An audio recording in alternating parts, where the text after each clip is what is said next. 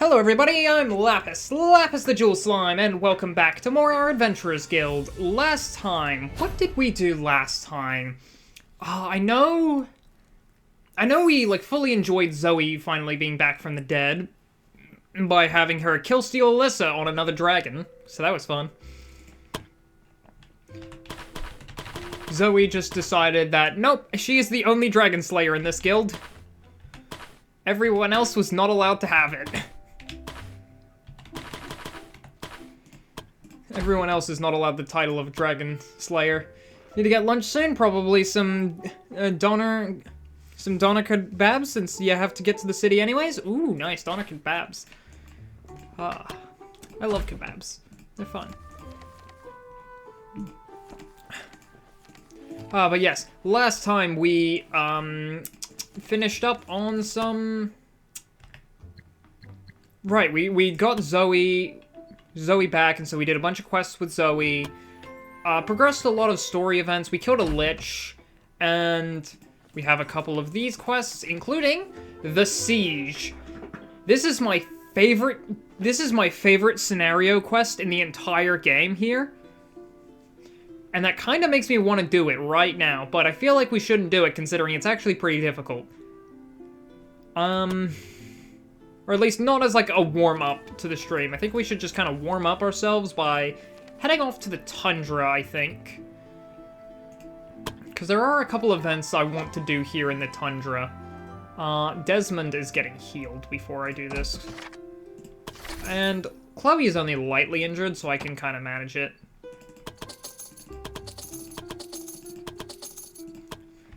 We need a little bit of gold before we go gallivanting off with that, and of course, yeah. We Germans call it Donner. Wait, hang on. God, how do you read the O? Was it Dooner? Dooner. No. Was it Dooner? It's hard to find an accurate English name for it. You've been drawing the Swords of Justice lately too. That's been fun. Even if Terrakion is kind of hard to understand. Yeah, Terrakion is a little bulky, but yeah, I love the Swords of Justice. I don't know why, they're some of my favorite legendaries. Some of my favorite, just checking the gear again, just make sure everything's fine. Yeah, you got the Basilisk Venom, you got the Gloves of Golem's Giant. Can I get something different in the way of a staff for you? I can get you the Witch's Staff. Is that better? Slightly. It's pretty funny. Need to bug you over Discord sometimes for a collab? Yeah, I also gotta do that to you. Oh, what game would be great to collab on? I feel like Monster Hunter Wilds is the easiest option, because I think we've both streamed that game before. So there's always that. I also do know you plan on playing Super Mystery Dungeon sometime, and I'd personally love to join you for some Super Mystery Dungeon, just kind of be in the call, do some silly voices. That could be fun as well.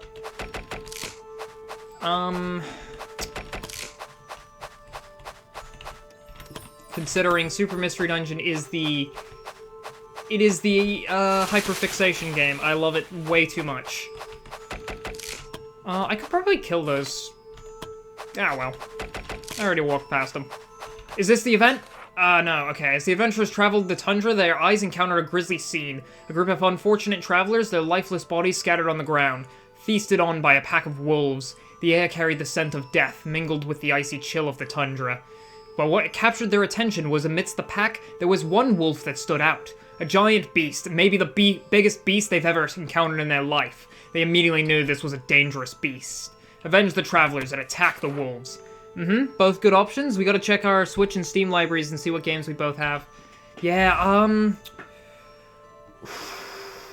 suppose that is a pretty good thing to go over sometime, but just off the top of my head, there's also, what was the game I'm thinking of? You have physical resistance? No, you don't. Okay, so I can just Power Strike you. I could have Dragon Breath and hit both of these guys. What was the game I'm thinking of? There's a lot of games I have just kind of chilling in my Steam library. I got, like, Nice, thanks, Zachary. Alright, that's dead. That's dead. Did you get... No, okay, you're out of those. You... People use bravery and, some SP, so give them that back.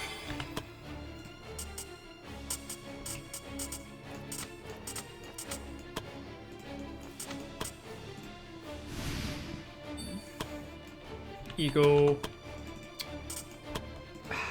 Barely out of range.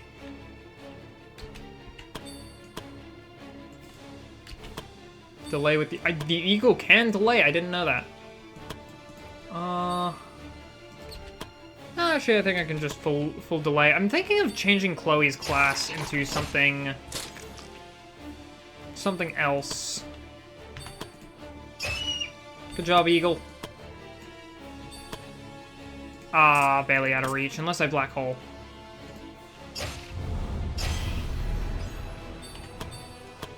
Black hole into the mage. Team up. Up, come on. Come on. Oh, I forgot the poison weapon there. Whoopsies. Alright, Zoe, stab it in the back. But yeah, I have like a decent amount of just random multiplayer things in my library. Like, wait, hang on, what was that? Legendary hides, but monster blood type D, okay. That's dexterity potion. Interesting, you just get a permanent dex potion there. I like that event. It's a sword! Give me that sword! The adventurers approached the statue with caution, their eyes fixed on the magnificent weapon held by the stone warrior. However, before they could reach it, the silence of the tundra was immediately shattered by a thunderous rock. Dang it, we got ambushed again. Out of the frigid tundra, a horde of Jotun warriors emerged, in such great numbers that adventurers wondered how they did not spot them before. With their axes raised, they looked at the adventurers with rage over their behavior. The adventurers quickly realized that there would be no point in trying to negotiate, instead drew their weapons to defend themselves. Alright, we're killing them and stealing the weapon.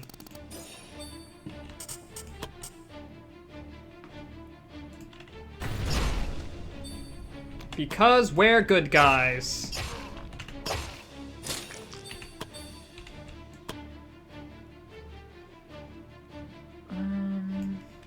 If I go here, I can get all of these guys with knife fan.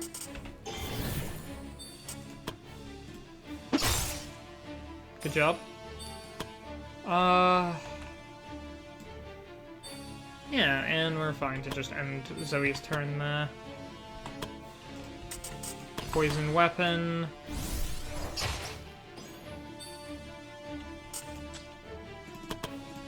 And now shoot that guy twice. Oh, wait, hang on. That has a limit.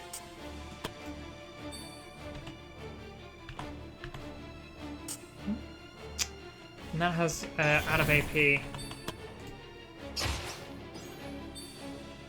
Oh, I didn't even get the kill. Okay. Throw a bear at him. Hi, bear. Now everyone gets some bravery back. Everyone gets their SP back. Normally I would be afraid of you hitting a squishy mage. But said squishy mage has the advantage. Now I think you're good, and I think the other guy's gonna target the bear. Battle Surge on the Berserker, who didn't get to rage. Battle Surge there. Bloody Axe, the bear counters and kills. Which means that Alyssa is the sole person left with 2 targets to do over 200 damage to in a single fireball. Isn't that fun? Ooh! Herergit's Jotun Greatsword. Plus 12 physical attack, plus 10 physical penetration, plus 3 magical attack, plus 25% ice potency. An old greatsword that once belonged to a great Jotun warrior. Hell yeah. Seems pretty fun to have on a Arcane Knight, given that it has ice potency on it. Gauntlet of the Fire Mage. While traveling, the adventurers stumbled upon a runestone, standing tall and proud amidst the frozen terrain. Carved from a rugged slab of ancient rock, the rune stone bore an intricate symbol from a foreign culture. The adventurers knew that this stone was set up by a friendly Jotun tribe to ensure the well-being of travelers. Pray for healing and restoration, protection, or strength. Strength. Gathering around the runestone, the adventurers bowed their heads and offered a prayer for protection against the enemies. Not long after, the adventurers felt a surge of energy course through their veins. They were infused with an inner strength that transcended their mortal limitations. For 2 encounters or until next camping, empowered for 5 turns. Alright.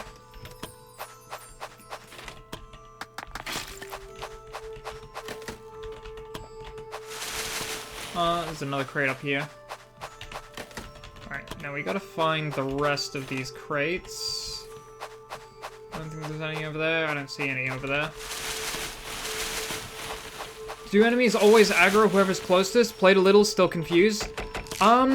It depends. Usually they'll aggro whoever's closest, but if there's like not a black mage, Final Fantasy, but if there's like a high mage or something in their range, they will go for the high mage, because high mage squishy, basically, and will always take significant damage from melee skills, or physical skills in general.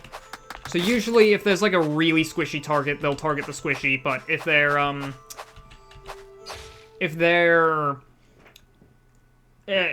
it's someone in, like, medium armor, like a rogue or someone, they probably will just ignore them and go for whoever's closest. You blew Desmond up. Is Desmond a vampire? He is a vampire. Bonk.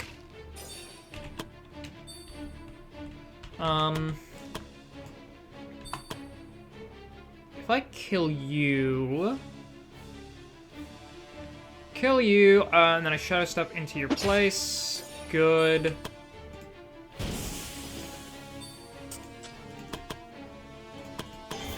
I'll get this movement point back. Okay, and then I just knife in, and you're all dead.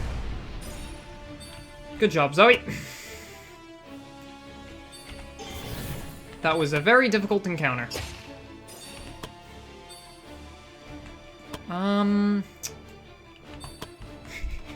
Oh, I love assassins. Alright, that's all done. Give everyone some SP back. Really ought to take the demon bow off of Adrian, because he actually needs bravery himself, considering he can only give it to others. Everyone's got full bravery, so I don't need to... Ooh, Scoundrel Mask! Hell yeah! Loading. Isn't Knife Fan such a perfectly balanced and wonderful skill, especially when it's auto-guaranteed to crit, because Zoe has just a little bit of crit. As the party traveled, they spotted a lone Jotun warrior marching through the snowy landscape. What caught their attention was that he carried nothing but his weapon. When he noticed the party, his demeanor seemed excited, and he hurried toward them. The party prepared themselves, expecting an attack, but it became apparent that he had no hostile intentions. Instead, he approached them in an attempt to communicate. However, none of them were familiar with the Jotun language. Don't steal his weapon. I won't steal this guy's weapon. It's just a normal... It's not a fancy greatsword or anything like that. It's just a normal axe. He can keep the normal fancy axe. I won't steal... Besides, this guy isn't dead yet. I only grave rob weapons. Instead, he approached them in an attempt to communicate. However, none of them were... Yet. Exactly. However, none of them were familiar with the Jotun language, leading to difficulty in understanding what the warrior was trying to convey. Come on, Alyssa. Alright. With a lot of effort, Alyssa was able to discern the warrior's intention. It seemed like the Jotun before them was getting old, and he is wandering in search for a warrior's death. Apparently, he thought that the adventurers could provide him with the glorious demise he sought, so I do get his weapon. After further elaboration, Alyssa could tell that a duel with a non-magic warrior was the preferable way for the Jotun to perish, but it seems the warrior wasn't too picky as long as they could die in battle. Here we go again.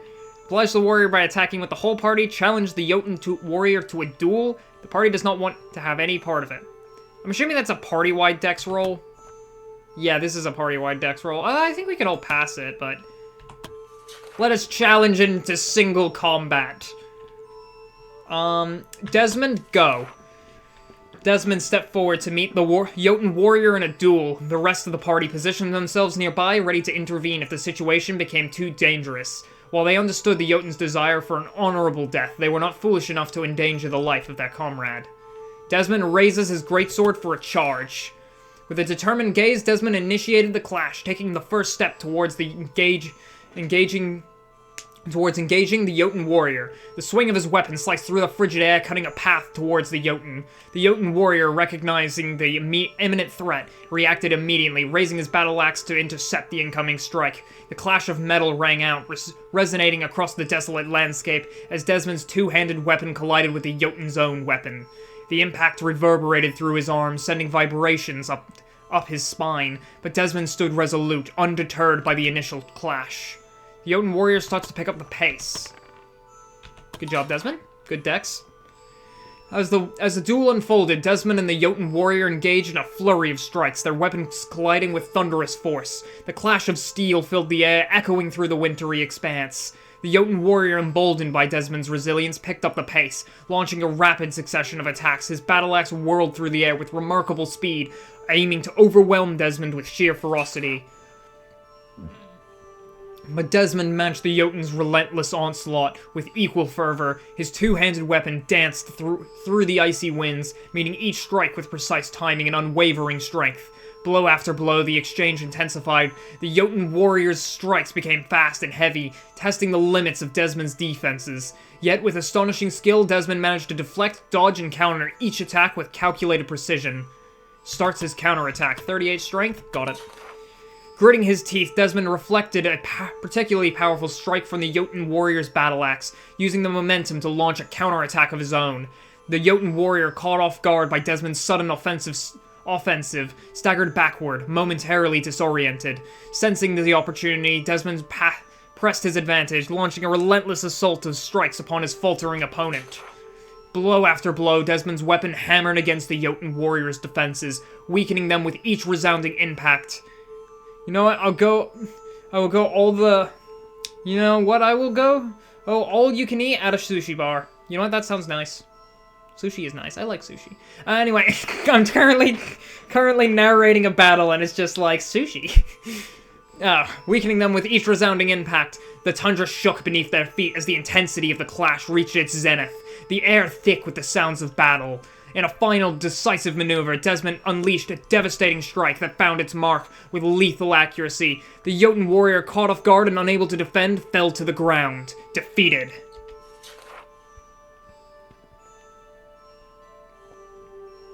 Hang on, I got texted, the Donkey Kong Bonanza final boss theme. From, my brother who just finished the game. The tundra fell silent, save for the labored breaths of Desmond. The fallen Jotun warrior lay on the ground motionless, with a satisfied smile on his face. It seems like Desmond was able to give him the death he was been longing for. Ooh! Warrior spirit. Desmond believes that there is honor in battle. Strength, dex, and endurance growth, and bravery. Well, that would have been useful when I wasn't level 23. God damn it. That would have been so useful! At least I chose Desmond for that, because, like, Desmond is probably the best target for that, even if he's, again, a little bit high level to be taking advantage of those kinds of perks now. I am free to use at least a little bit of this stuff willy-nilly.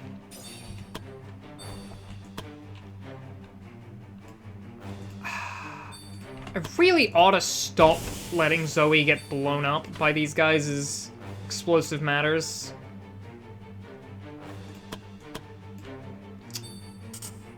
But by God, I just can't help it. Bomb. God, I love Assassin. 442 damage. Oh, Assassins in this game, when they get to like level...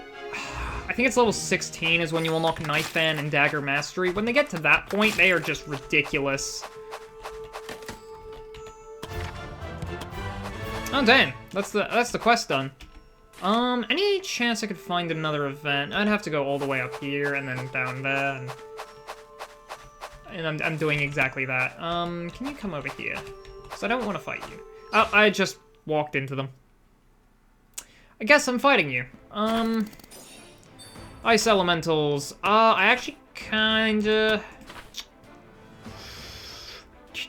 You have no physical resistance.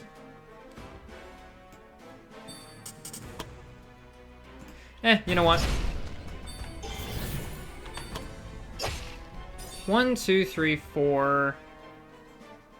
Could slice through to go there. But I think I can just have Zoe do as assassins do. Oh yay, crit up. I needed that. Click the knife fan button once.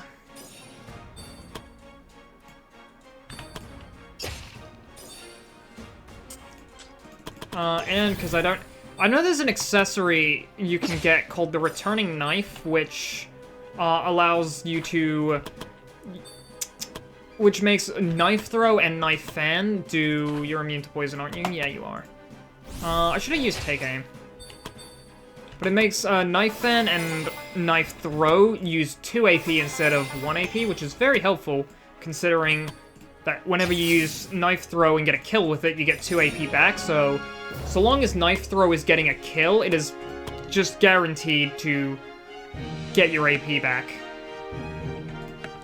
So I can leave the little bit of Black Iron behind for a little Ice Elemental course. I mostly just sell those, because I don't really need Ice Resistance potions. And also, stacking 1,000,000 potions is a little cheap in this game, because if you really, really want to break this game, there's no limit to how many stat-boosting potions you can consume at once, so... Theoretically, you could just consume 20 attack-boosting potions and then one-shot literally anything in the game. I'm not saying I have done this, but I am saying I have beaten this entire game with only a level 1 adventurer.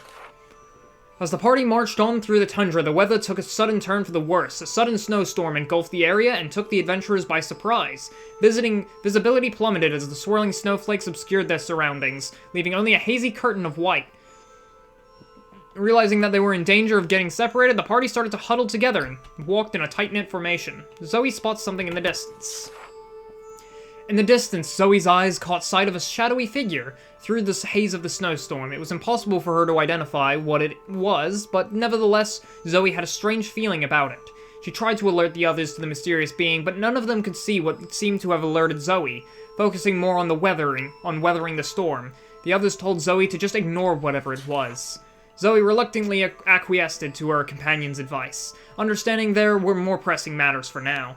Step by step, they forged ahead through the biting wind and the treacherous terrain. Hours turned into an eternity as they marched on. The cold was starting to take a toll on the adventurers. They have been marching for what seemed like an eternity, and still there the relentless storm showed no signs of subsiding.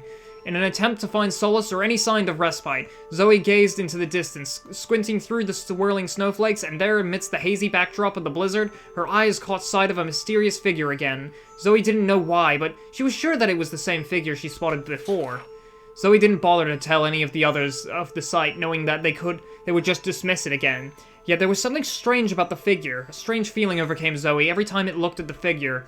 A feeling she couldn't describe. Now there's actually a party here, unlike with Malcolm, who was just seeing his party. he was imagining he had friends. Honestly, that's a mood with Malcolm. Zoe goes after the figure. Against all reason, Zoe felt an inexplicable and irresistible pull towards the mysterious figure. Something deep within her compelled her to chase after it, to unravel the mysteries that surrounded its presence. Without a moment's hesitation, Zoe broke into a swift dash, leaving behind her bewildered comrades. Zoe ignored the pleas and warnings of her comrades, and it wasn't long until their voices faded away, only to be replaced by the howling of the storm. The world around Zoe became a muffled haze as she focused solely on the pursuit of the distant figure. Step by step, she carved a path through the treacherous tundra, guided only by the faint outlines of her goal in the distance. However, Despite Zoe's relentless pursuit, the figure seemed to remain frustratingly out of reach. Now, I did this because, as we saw from Malcolm, it is a willpower check, and Zoe has just a little bit of that. Zoe steeled herself against the relentless onslaught of the storm through sheer endurance. Yeah, no, it was not endurance. She pushed forward each step another battle on its own. The howling winds whipped against Zoe's face, biting at her skin with icy fangs. The elements conspired to test her limits, to break her down and force her to retreat, but Zoe's resilience burned brighter than the fiercest blizzard. As Zoe finally neared, the figure completely battered by the weather, every limb frostbitten and teetering on at the border of life and death, details began to emerge from the swirling white. Finally, she stood face to face with the mysterious being amidst the tumultuous storm. 1 HP! The figure before her revealed itself to be a magnificent wolf of extraordinary size. Its coat, a mesmerizing hue of white, radiated an ethereal blue glow, captivating Zoe's fading consciousness. Despite her battered state, a surge of indescribable admiration coursed through Zoe's frigid veins. The wolf exuded an unearthly beauty that transcended mortal comprehension, igniting a profound sense of wonder and reverence within Zoe's dwindling spirit. As darkness started to cloud Zoe's vision, the wolf extended its regal head towards Zoe. A flashing bright light and sense of warmth were the last sensation Zoe felt, before she finally slipped into the depths of unconsciousness. As Zoe slowly regained consciousness, she saw the worried faces of her comrades standing around her. The relentless storm had abated, and astonishingly, Zoe felt revitalized, her body restored to a state of perfect health. Zoe started to inquire about the giant wolf she had seen, but none of her comrades could answer. When they found her, she was all alone. Uncertain if it had all just been a vivid dream, Zoe decided to not press the matter any further. As she rose to her feet, Zoe realized something strange. She didn't feel cold in any way. Gains the following trait: Blessing of Fenrir. Zoe has met a mystical being that is only known as a fairy tale amongst the Jotuns. Plus 20 endurance growth, dang it, they're level 24. And plus 50 ice resistance. Ooh! Oh, and fully healed. Oh, and bravery points. Hey, and Zoe has the third row of traits. Nice. Blessing of Fenrir! We met Puppy! Oh, we met Puppy. I'm happy we met Puppy. I didn't even know Puppy was here. Oh, I was trying to play fancy. Alright, I suppose we can kill these guys and probably end the quest there. We met the puppy, and that's all that really matters.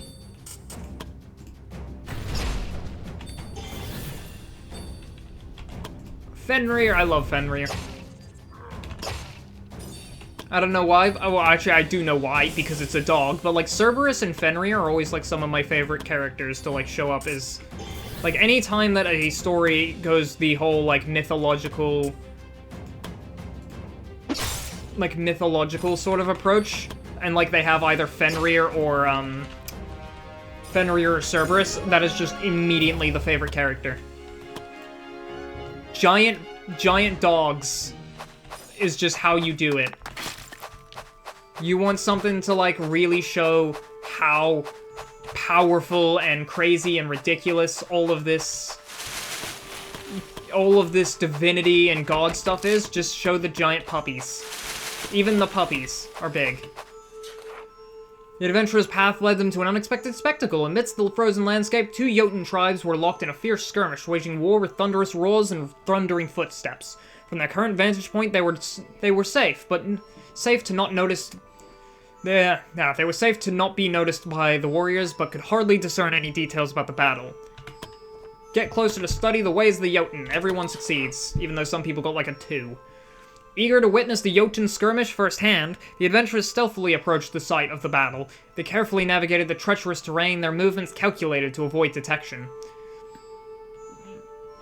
From a hidden vantage point, the adventurers observed the clash between the rival Jotun tribes. The adventurers took in the sight, mesmerized by the display of Jotun might and ferocity. The ground trembled beneath the giants' feet, and the air trembled with the sound of metal meeting metal. Among the Jotun ranks, brute force and sheer determination reigned supreme. The warriors lunged forward, their massive frames propelling them with astonishing speed. The adventurers witnessed the raw power behind every swing and parry, the impact resonating through the snowy expanse. They noticed the lack of magic and ranged weaponry amongst the Jotuns, combat styles they are either unable to use or do not favor. However, it was apparent that even without them, they were deadly warriors. At some point in the skirmish, the adventurers decided to withdraw, believing that they've seen everything they could. to avoid becoming collateral in the Jotun's conflict. They retreated silently, leaving the skirmish behind them. The first-hand experience had proven them with invaluable insights into the combat prowess and relentless nature of the Jotuns. Oh, wow, 10,000 experience for that. Not bad. God, the events here are all pretty good. A lot of endurance growth, a little strength and dex, some bravery, ice resist. 50 ice resist is a lot. It just struck me, but 50 ice resistance? Damn, that is a lot of ice resist. Kinda wish Desmond got it, because Desmond's the tank, but like, this gives Zoe something. Zoe has previously died before, and I had to use a resurrection potion on her. There was a fist fight. Today, Falcon had to break up a fight between a big group of adventurers. When asked why they started to brawl, none of them could really tell what started it. When the injured adventurers were all brought to Eden, he could do nothing but sigh. At least it doesn't seem like there were any hard feelings after the fight. For now, we should just consider this incident as them letting out some aggression. Some wandering performers are at the guild? Group of wandering performers have arrived at the guild. They were on their way to the city of Craigmond, and asked if they could rest at the guild for a few days before they continue traveling. In exchange, they would perform for the adventurers free of charge. Oh yeah. Seeding conflict, several of the adventurers have made accusations against each other for things the other has supposedly done. Every one of them deny any misdeeds they've been accused of, and the whole situation reeks of someone purposely trying to create conflicts between the adventurers. Alright, fiancé got what she forgot. Got what she forgot, and I am looking if I can't get that all. You can eat now. That all you can eat now. Alright. Have fun. Eat food. Get some sushi. Get some kebabs. Get some good food. I've heard of get some good food. Ah, yes. My classic outro. Get some good food. But yeah, I've heard German food is pretty good. It's better than British food. It's apparent these two friends have become more than simply friends. They have steadily gained each other's trust and learned much of the other one's life. They've gotten to a point where they can easily trust each other with their life, and amongst adventurers, there's nothing more powerful than a bond like that. Desmond and Chloe are best friends. Roth and Slade are friends. Ruby and Whitlock are lovers. It's apparent these two friends have become more than simply friends. They have steadily gained each other's trust and learned much of the other one's life. They've gotten to a point where they can easily trust each other with their life, and amongst adventure, that's the same text. Tried making Jamie Oliver's food before? Never again. Never again. Oh, it's the Bleeding Agus's bards. Oh, that's fun. Wait.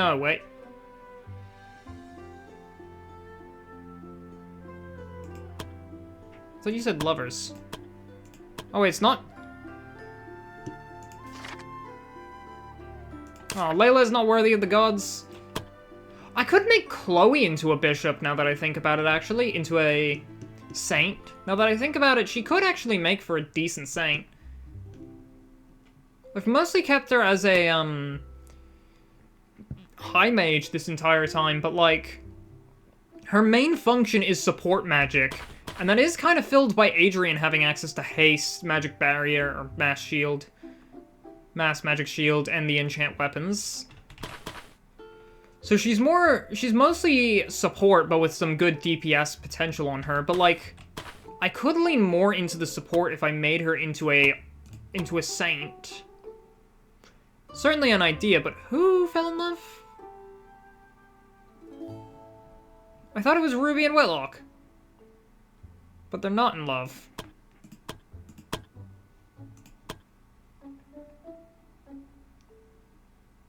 Is it Cheyenne?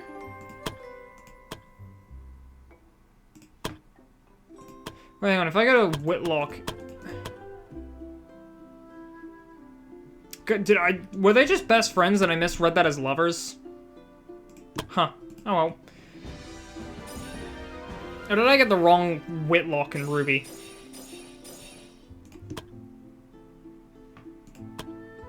I don't know what the hell's happening. I'm apparently suffering from immense misreading syndrome. Also, I should really stop deleting the reports the second I get them. Really ought to stop throwing the reports I get in the trash immediately. Nah, I don't really care about the 2 intelligence, and I want 2 willpower here, because willpower is the stat that affects your crit. And having a guaranteed chance to crit on a assassin is way too useful to pass up. I would like strength on Malcolm, but also we got a lot of rare points in that level up.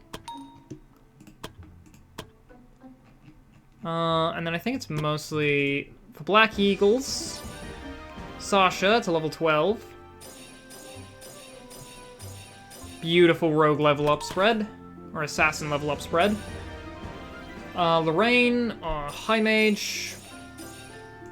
You can get 2 on intelligence. Thank you. And then I think it is just the Typhoon Blades and Christine. No? Someone else. It's Vico. Alright, Vico. Pretty good level up.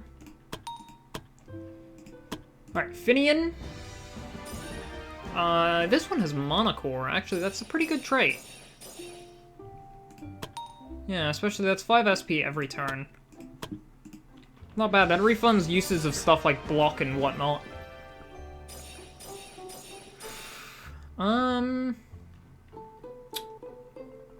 I take this. I could make her from a regular knight into an arcane knight. Don't know if I will, but it's a possibility. Nina is now level 12 as well. Yeah, intelligence is the most important thing on you. I just want you to one-shot something.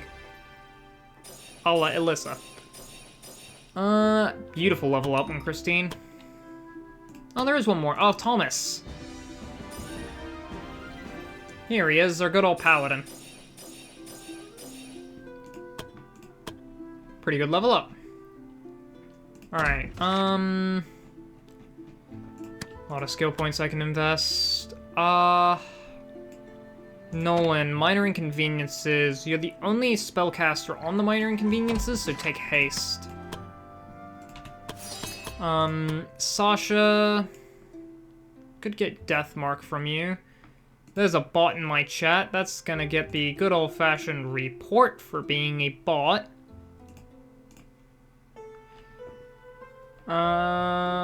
Bots. Cheap viewers. Bot. It is truthful. Block the user and ban them from my chat. Hell yeah. I got Body Switch. Frenzy could be nice, but I think I'm gonna take Poison Mastery and... Do I want Poison Bomb? Or Death Mark? Or Quick Hands? I think I'll take Death Mark, because that gets your crit chance really high. Vico, take Spell Shield, and... any 3 of those would be good. Take the more counters. Thomas, I think the bot just got banned. Bot is banned. Good job. We did it. You do have Healing Touch, so I could make Healing Touch remove bleeding. Especially considering you can Healing Touch on yourself. Yeah. Spell Shield. Take Poison. And I guess Quick Hands, yeah. Quick Hands is a pretty nice thing to have when you want to just use a Mana Potion to stay up. Nina, now the reason I wanted you as a High Mage on this team is for haste. And also just give this very physically oriented team someone who can just blow something up magically. And amount of money. Alright.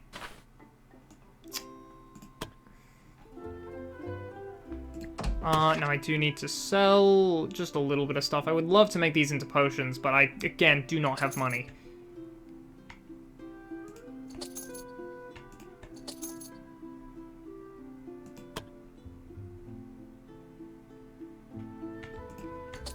Alright, I just need a little bit of money so I could heal and heal. We went to the Tundra earlier. I think we just take out the Storm Talon and the Spider Queen real quick before they can get away or anything like that.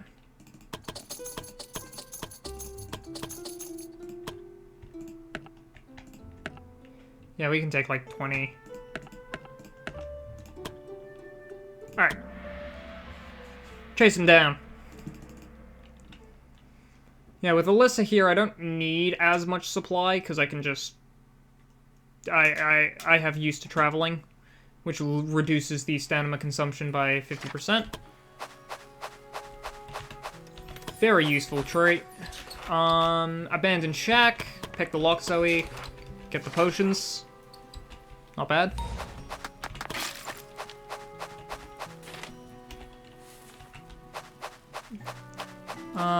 Here's a tent. Oh, okay, it's the bandit camp. Zoe, take a little extra dex. Because you didn't have enough dexterity. It's only 55. Or it's only 54. Now it's 55. Ooh, we got a legendary log. Campfire. Decline the invitation. We have a bard. Parties were about to decline their offer, but Chloe was already sitting down next to the travelers, giving the others puppy dog eyes. Accept the invitation. The party accepted the offer. It'd be good to unwind for a bit, and they weren't exactly in a hurry. The travelers joyfully offered them mugs filled with mead, which the adventurers happily accepted. Chloe took 2 mugs, earning herself eye rolls from the other party members. Together they drank and sang. The adventurers told stories about their adventures, and the travelers would in return share their own stories. At some point, both sides started to exaggerate their stories, making them more epic than they probably were, making it a contest who could yarn the most implausible story. It didn't take long until all of the adventurers were completely inebriated and fell asleep. When they woke up, they were the only ones left. It seems like the travelers recuperated much faster than the party and already left. Many of the adventurers had a headache and were close to vomiting. Chloe was still knocked out on the ground. It took some effort to wake her up, and when she did, she immediately vomited, causing some of the others to vomit too. All of them felt like hell, but Chloe, who had no self-restraint, looked the worst. But despite their current condition, they agreed that it has been fun.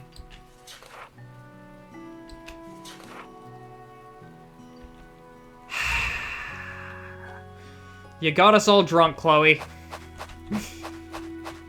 I have never encountered that event with a drunkard before. Alright, I know you're currently intoxicated, Adrian, but, like, shred the guitar. Meet a wandering bard, she heartily greets the party and asks them to play a song in exchange for a bit of supplies. The female bard and Adrian had a short exchange and agreed on a song they could both play. They took out their lutes and started playing The Seven to None, a saga about 7 adventurers who managed to save a town from the demon Nithrax with their heroic sacrifices. Each verse is about how one of them accomplished a heroic deed and ends with how they died to protect their party. The complex composition of the melody didn't make it easy for Adrian to play, and it was even harder to keep up with the female bard, who seemed to be much more experienced as a bard than him. But by sheer will, Adrian was able to keep up. In the last verse of the song, the leader and last survivor of the adventurer party fought in a duel with the demon Nithrax. Nithrax? The tempo of the song increased to underline the ferocity of their duel. Both Adrian and the female bard were happy to play the fast exchange of notes flawlessly. Or able. The song ends with the climactic end of the battle, punctuated by a single deep note, representing the leader banishing himself and the demon to hell. After their performance, the rest of the party cheered for them. For them, this was the best performance they've ever had, and they were sure there would never be another one like this. The party wanted to give the female bard the supplies, like they promised, but she refused, saying that being able to perform with a talent like Adrian was enough of a reward. She looked at Adrian and gave him a dazzling smile, making him turn red for a second. Hell yeah. Stat boosts. Stat boost to offset an increase to our initiative to offset the decrease to our initiative that somebody asked us to take. I've never heard of, I've never seen the version of the event where if you have a drunkard in the party, they will just give everyone else puppy dog eyes.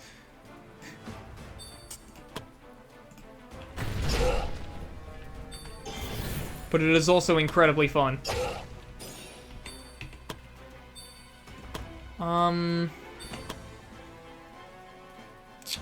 I want that boar.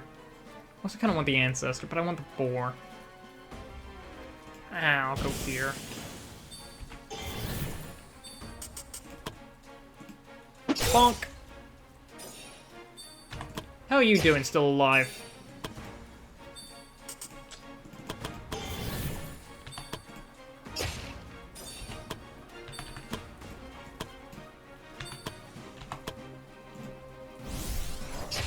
Alright, Zachary, and throw an eagle at him.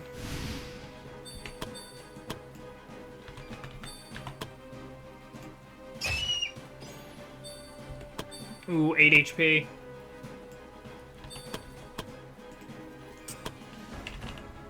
If I could.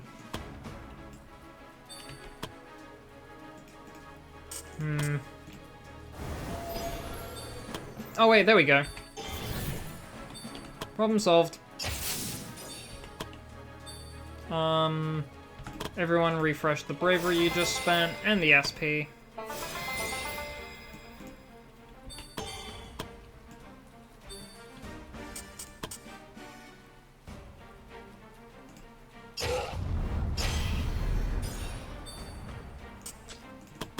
Alright, Alyssa. Lightning. I forget if Alyssa kills something with a lot of damage, it just blows up. To me, that is always funny.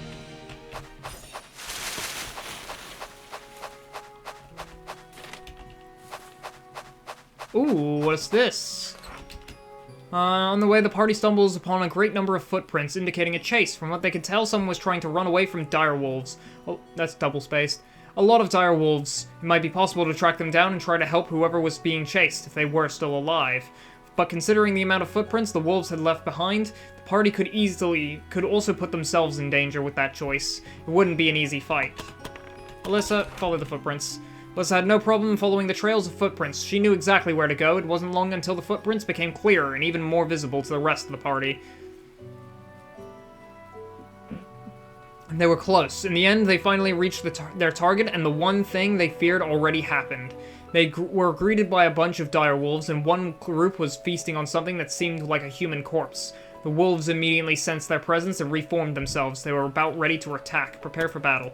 One thing crossed my mind, but the flame-fingered sorceress only affects arcane skills. Okay. That does throw a little bit of a wrench in my make her into a saint plan. I can throw a Zoe up there, right? 1, 2, 3, and then you get +2 movement from this. Yeah. So 7, so 1, 2, 3, 1, 2, 3, 4, 5, 6. Kill 7. So move there, kill it, go there, knife fan, obliterate everything here, and leave these two alive. So Desmond, take these two out.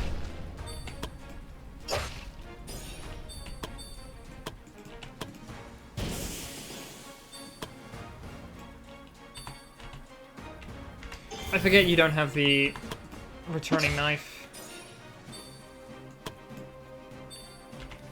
Now, do I need to go hidden for this? Not in the slightest.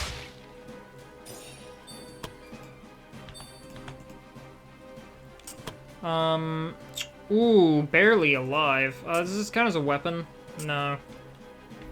It is concealed, but not a weapon strike. Alright, they're going to both head there. Angelic Song. And I guess the Bravery, because there's no health loss. And the others can just kind of wait for Desmond to finish this.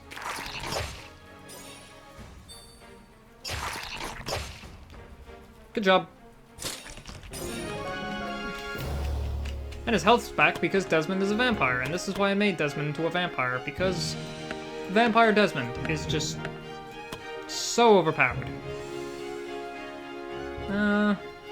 Why not? Take some wolf spleens. Wolf spleens are nice. I forget what potions they make. They probably make something to do with dodge or movement.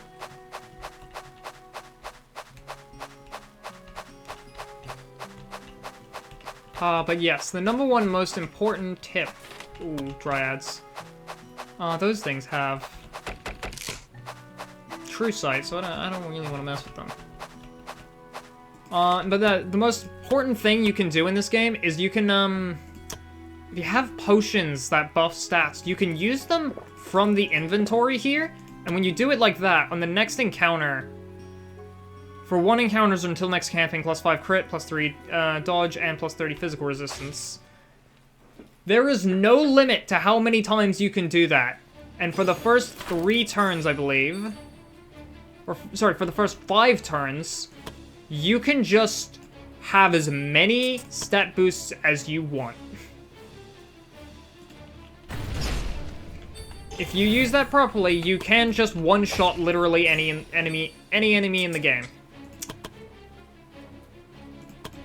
Enjoy that knowledge while it lasts, because something tells me it's going to get patched. Something tells me the ability to one-shot any boss in the game is going to get patched.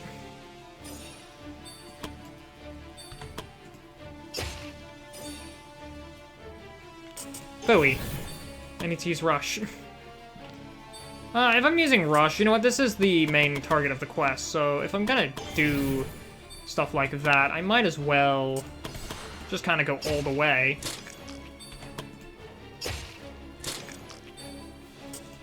Alright, and... oh, I already used one thing to... okay. Just Scythe. Hidden... are you dead to damage over time? You're not dead to damage over time. Can Zachary Heartseeker you from here? He can't, but he can if I do this.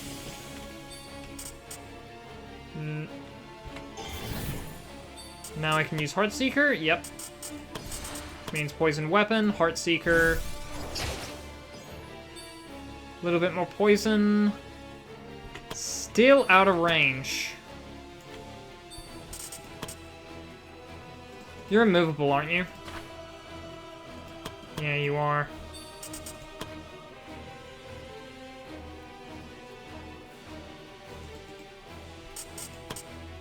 What I'm mainly doing this for is damage.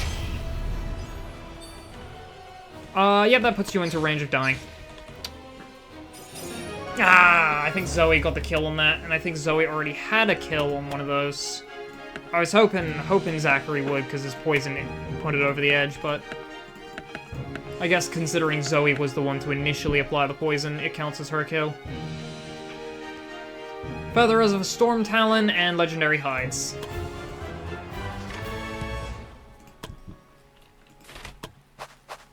Yeah, if I had a little bit more... I could probably go now. I'm gonna get a little bit of wood. Yeah, it's legendary. Ancient wood, nice. But if I had just like one more AP, then I could have gone for what I wanted to do there, which was use Gut Like a Fish to do a bajillion damage points to it. Strike Weak Point admittedly would have done a lot of damage, but with Gut Like a Fish, I could have gone really well on that. Hazel and Roth are now lovers. That is these two, oldest members of the Merry Plunderers. Honestly, Paula and Darcy are friends. Gather resources near the fortress. Honestly, if you're on that team, you're probably going to die very quickly, so... like, if you're the only 2 people who have managed to survive that, you might as well enjoy your life while you have it, because you won't have it long. The turnover rate for people I have on the Merry Plunderers is really, really bad. Desmond has hit level 24, and so is Zachary. You can do better than that, Zachary. Beautiful. Animal Speaker. SP and hit points. Right, that's what that does. Alright, Dangerous Hunt. Layla, Ruby, Nolan. 90% is good enough for me. Cheyenne, Sasha, Lorraine. Safe Hunting, I don't know, Christine and... Slade. And a team building exercise for the Azure Bond. Alright, time off, Trial of the Gods. As for the other ones, they're just return, give up, end, forget, ignore, return to light. Yeah, okay. Time off, I could give the Silver Wolves time off in a bit. Dear friend of mine has been revived for 5 days. Alright, eating has begun. Internet here is a bit sparse, but this is fine. Oh. I honestly thought you were just gonna go out and just, like, enjoy your meal. Adventurers recover faster. 199 HP on him instead of 221. 73 instead of 81. I could probably make do on the Spider Queen. It's just speedrun taking her down. You know, one thing I kind of have always wanted to do is I've really always wanted to make a song. To just kind of, like, make a song remix of a... just, like, any old, like, Pokemon Mystery Dungeon song or something. But in a style I like to refer to as Spider Jazz. I don't know if it has an actual proper name, but, like, Spider Jazz, which is what I personally call any kind of, like... those kinds of, like, jazz songs that have, like, this really big emphasis on giant double bass. Just, like, really big, heavy, thick strings. Speed! Yeah. Gonna kill the Spider Queen fast. Ooh, Balesh Chalice. Do wish we could get the... ooh, returning knife. Swordsmaster Disciples being with bandits, because... thank you, Shen. You trained bandits to... I don't know, be a ninja or something. That is good initiative. If it wasn't for Desmond being guaranteed to strike first because of impatient. Okay, this guy's pretty hard to hit. Nothing that a few Beyond Limits won't solve, considering I can do this. God, you're annoying. Fire Stance. Oh, you're even more annoying. Attack of Opportunity lands. Tried to evading jump. Gale Blade Rush. You have Strider, so I can move you here. I was hoping to go up there, but it doesn't actually matter. Oh, I did not want to hit that button. Oh well.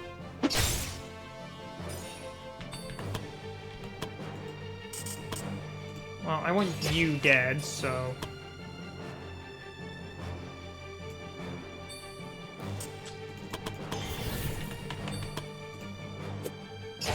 95%. Come on, Zoe, you got this.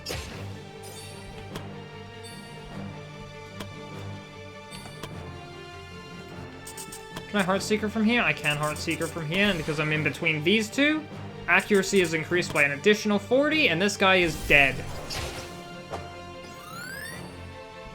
Almost. Bravery Song. Angelic Song.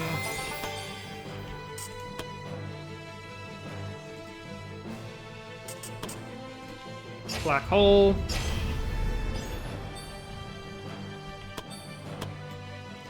And the good old-fashioned perfect way to finish the encounter.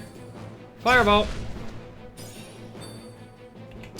And you are barely alive because I grazed. Oh, thank you, Death Resist.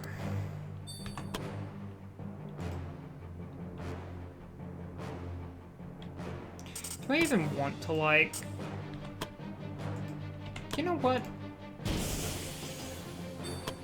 Just gonna go over here. I'm just gonna... Don't mind me, just gonna grab my stuff and leave. This shit, I'm out. There you go. Graze, but it doesn't matter because Desmond still does a lot of damage.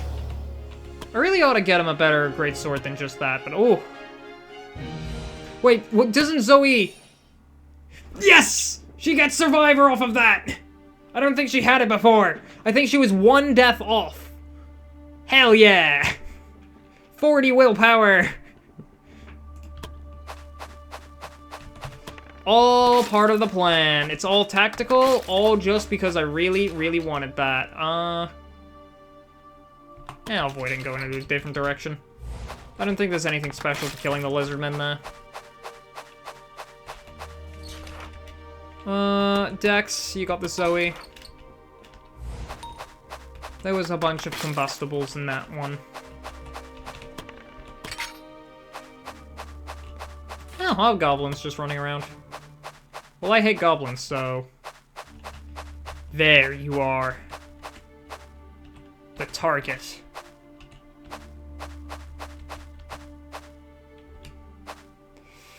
Do I have anything to heal Zoe before going into this? Because...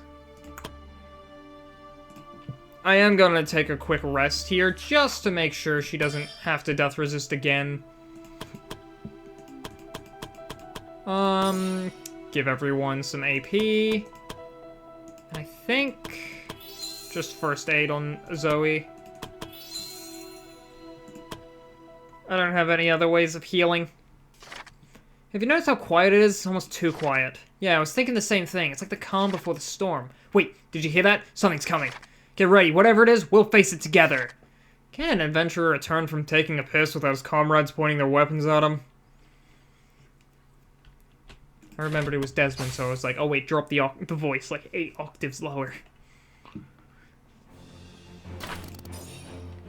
Alright, Desmond...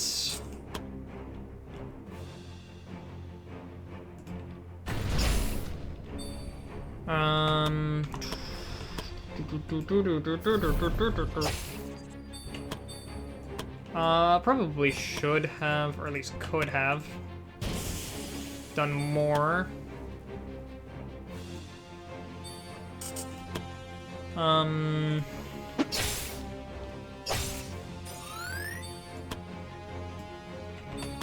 But it's fine, because Zoe is here, and Zoe can do a lot.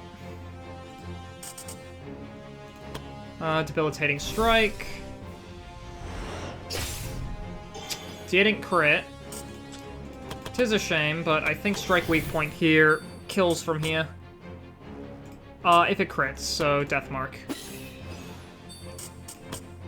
Now it crits, and now you die. 664 damage. Good job, Zoe. Alright, that's the Spider Queen dead. So, I'm gonna quickly just interact with this tent, see what it is. It is a free willpower point for Zoe. 41. More crit chance. She definitely needed that after that quest showed that her crit isn't invincible. And, ooh, Alyssa and Adrian are also at level 24 now. So, that is all of the Silver Wolves at the level 24 point. Technically, you don't need to go beyond level 20, but it is useful because you get 2 skill points that I forgot to spend on some adventurers.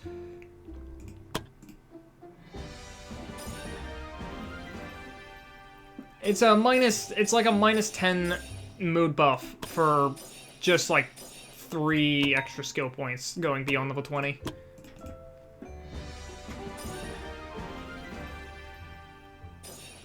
The main reason I'm taking it is because this allows me to just go up to all the way to like level 99 or something. And it also just gives everyone pretty emblems. And gives everyone +1 willpower. So, hey. Alright, Desmond, for your last 2 skill points, I think Dragon Strength? I don't think that affects you because you have your, yeah. You have your thing, but it'll come into play later. You don't really need more SP, I don't think. You got a lot.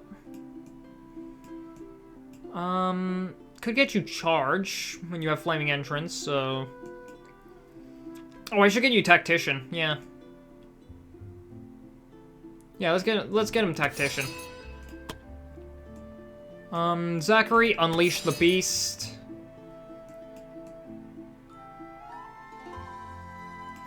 So, Unleash the Beast, Hunt Target, Heal Companion. For each skill to summon an animal companion gains an additional charge. Each companion has 50% more hit points. Bear gains a skill to grant Guardian Angel. Eagle gains a skill to trigger chain attacks with their summoner. Wolf gains a skill to move through enemies without triggering attack of opportunities. With your summon animal, it is once per encounter, but I can make it twice per encounter. I might need to get this guy extra skill points.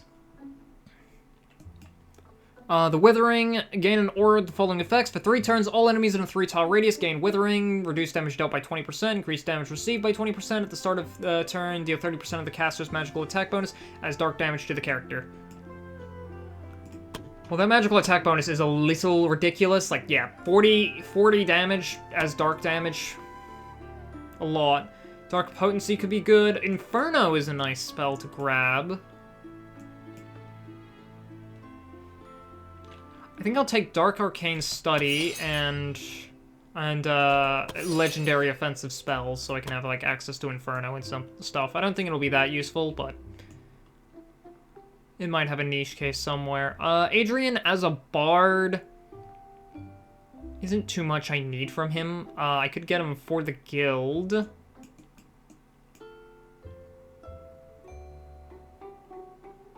Yeah, really, his main stuff as a bard is just kind of... Yeah, I already have improved techniques, so I can't use Adrenaline. I genuinely just think for the guild and quick hands. His main purpose is to just play songs for people, and... Yeah, personal song could be interesting. Well, actually using Personal Song. I forget I have Personal Song. It is actually pretty good. Christine, take Spell Shield. Alright, and now that's all of the adventurers. Alright. Now, I think we've put it off long enough. I think our adventurers are healed up enough. We could fight the Ancient Champion. Do I need Ancient Champion armor? Could use it. Okay, yeah, I do need that. Alright, we'll quickly do this, and then we'll tackle the siege on the guild. Yeah, just... Alright, this shouldn't take too long, because it's just Ancient Champion. I just gotta find him, blow him up, and then run. And I think Ancient Champion has a smaller map than normal.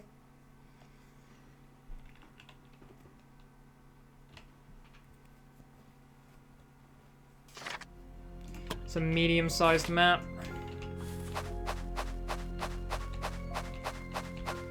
Maybe to compensate for the fact that Ancient Champion himself is a little smaller than normal. Oh, here he is. Found him. Alright. Let's go in, quickly murder him, and get out. Alright, Desmond, I see you're in here. Flaming Entrance. Right, you haven't gotten a bard to do any bard songs. Alright, this will get you in range.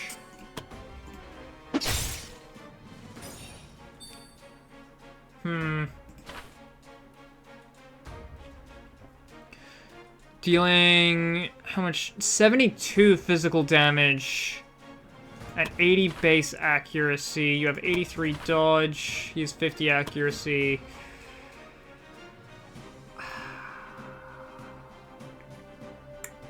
I got a lot of people with extra turns here.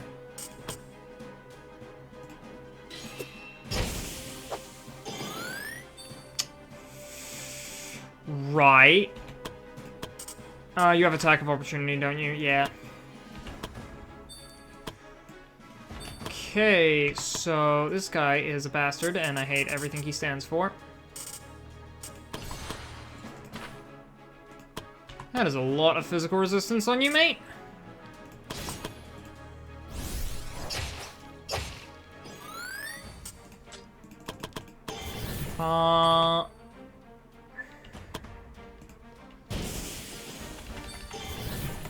Okay, so the goal here is to... I think our out here is just Adrian do this. Because Zoe's bravery is through the roof.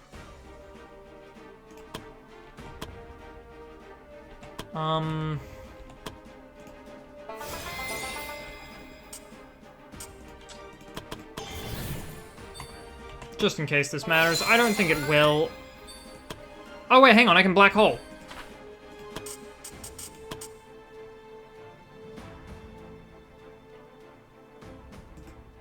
How much movement do you have? 3. Can I black hole in a way that removes you away from both? No. Oh, maybe. 1, 2, 3. So 1, 2, 3. Yeah, this does remove you away from them, and okay.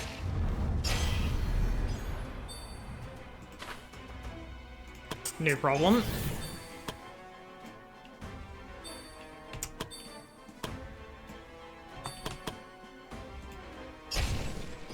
Alright, I'm just gonna light this guy on fire a lot, and then run away.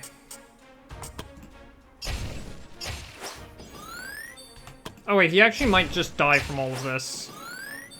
Yeah, he's dead to the poison. Huh, you know, I had this whole plan.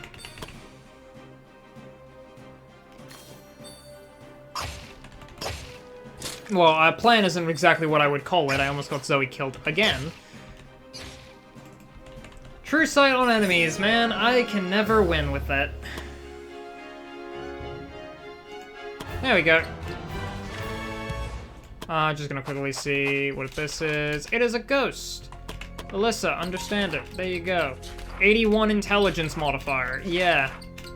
I wonder if that passes. And I gotta stop going for so many events. Oh, but there's a lot of money here, actually. I could stick around just to get a bunch of money. Good job, Zoe. You stopped the children from getting killed.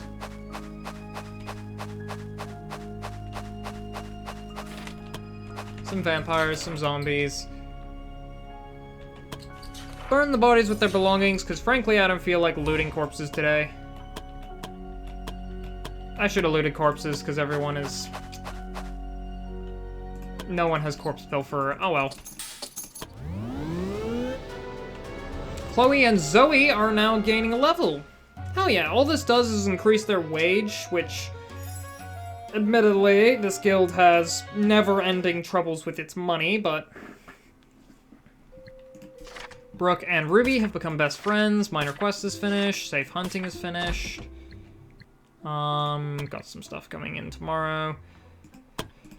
Chloe hits level 26, and I believe they don't get a skill point for level ups anymore, so... Despite the fact that this is an even level, yeah, no skill point. Oh well, but we do get stats. You can reroll that. Ah, no wisdom. Darn.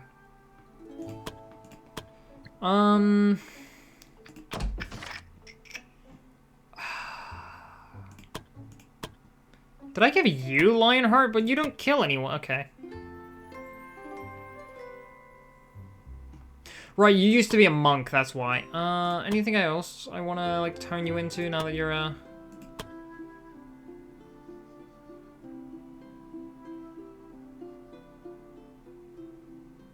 For 5 turns, it triggers the following effects when health falls below 50%. Markers removed after. Could be useful. The Quack is always funny. Spark, Potion Savant, Mender. Melee Archer could be really funny. Character receives no penalty to accuracy for range skills when surrounded by enemies. Range skills cannot have a higher range than 3. Increased damage of range skills the closer the character is to the target, plus 50%. One tile distance, plus 25%. Counters and martial archery.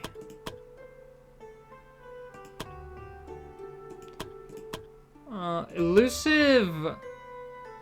Oh, you know, I should probably give you the elusive. Alright. Go from Lionheart to the elusive Adrian.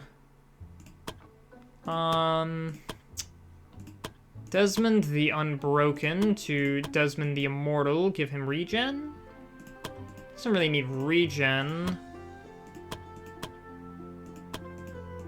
It's the only thing he gets for that title. Yeah, 6,000 gold for regen on Vampire, not the best use of my money.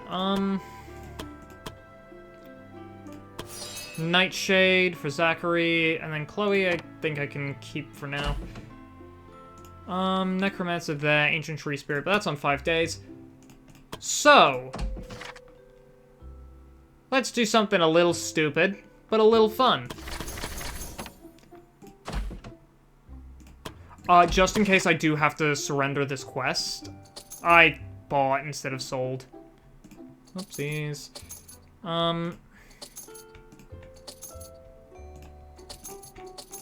Alright, 7,000 gold here.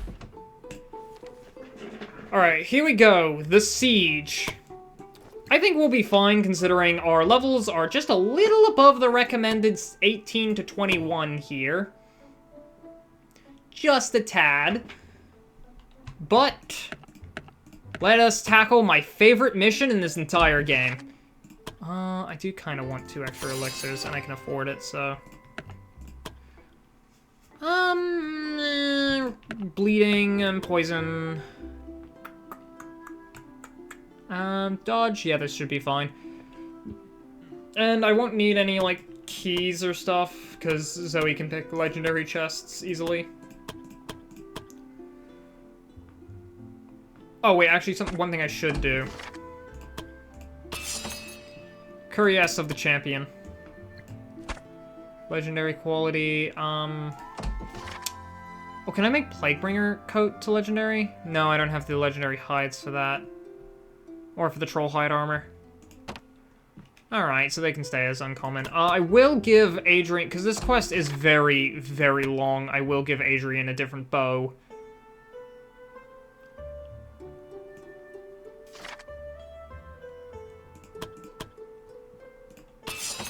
Just like a simple bow of nature.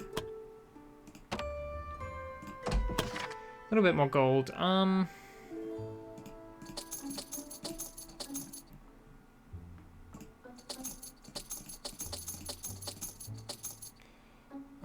No, I just need to, like... modifiable gauntlet? There we go. How much gold do I get for this? 15,000? Okay. Now, I know earlier I said that just in case I failed the mission, I should have some backup gold, but, well. Plans change.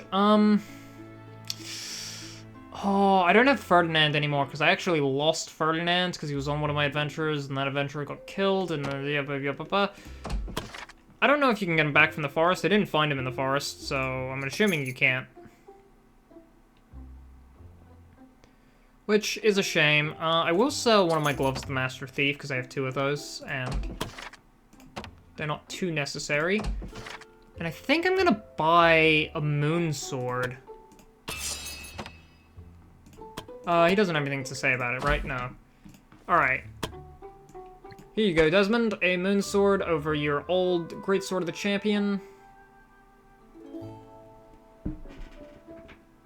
Hell yeah, anything poison related? I could give him the basilisk again. But the poison satchel is a little better. Alright, I think this will have to do here. So, let's do this. Alright, the guild is under siege. An army of vampires, Leffals, hobgoblins, cultists, whatever, Jotuns, everything is coming over. The day had finally arrived. As the guildmaster surveyed the landscape from atop the walls, they could see an overwhelming mass of enemies closing in on the guild. Their numbers surpassed the guildmaster's expectations, and the adventurers accompanying the guild shared the sentiment, evident in their pale expressions. The approaching army being comprised of a diverse mix of cultists, bandits, Leffals, Jotuns, and even demons, started to form an encirclement around the adventurer guild, leaving no room for escape. Fortunately, the guild was once an ancient military fortress. strategically positioned in a nearly impregnable location. Seeing that the enemy lacked any form of siege equipment, the Guildmaster was confident that even with the limited number of adventurers, they could withstand the assault for a considerable time. However, they had to ask themselves for how long. There was no point in asking that question, for now they only had to hope. Everyone lose bravery, except... Oh, he's gonna lose more. Yep. Except the coward. Fiola stood before them with a grim expression on her face. It seems the enemy isn't planning to siege the guild for long, she reported. They've already started building siege equipment, and given their numbers, it won't be long until they are done. The guildmaster sighed. There's nothing we can do about it. For now, we can only wait and see what happens, they said. If you have nothing better to do, maybe look for Falcon and Astrid. It seems like they're having trouble with the novice adventurers. McCann the merchant is also still here for some reason. Otherwise, if you don't have anything else to do, come back to me, Fiola instructed. Look around and prepare. Very well, Fiola said. I'll be here if you need me. The Guildmaster has enough materials for the adventurers to build some defenses around the guild, but it was likely that what they can accomplish is rather limited before the enemy would begin their attacks. Builds barricades. Adventurers gain the ability to set up barricades, which grant protected to allies in an area around them. Build supply spots. Every adventurer gains the ability to restore 30% HP, SP, and 20 bravery point per battle. Yeah, supply. The adventurers began constructing supply depots in strategic locations around the guild. These supply depots would become invaluable in the upcoming battles, enabling the adventurers to resupply efficiently when needed. Hidden supplies. McCann? Surprisingly, the merchant McCann was still present, engaged in selling various items to the adventurers around him. Hello, Guildmaster. Glad to see you, he greeted cheerily. Seemingly oblivious to the siege, the Guildmaster expressed surprise that McCann hasn't fled before the siege begun. Why would I? This is the perfect opportunity for business. Nothing makes selling easier than a crisis, McCann responded. I'm actually completely out of stock of anything, truth be told. He raised a finger, adding, however, I do have some items set aside for you and only you, Guildmaster. He then pulled out 3 strange items that the Guildmaster had never seen before. You can have one of these, free of charge, McCann offered. Only one? The Guildmaster raised an eyebrow.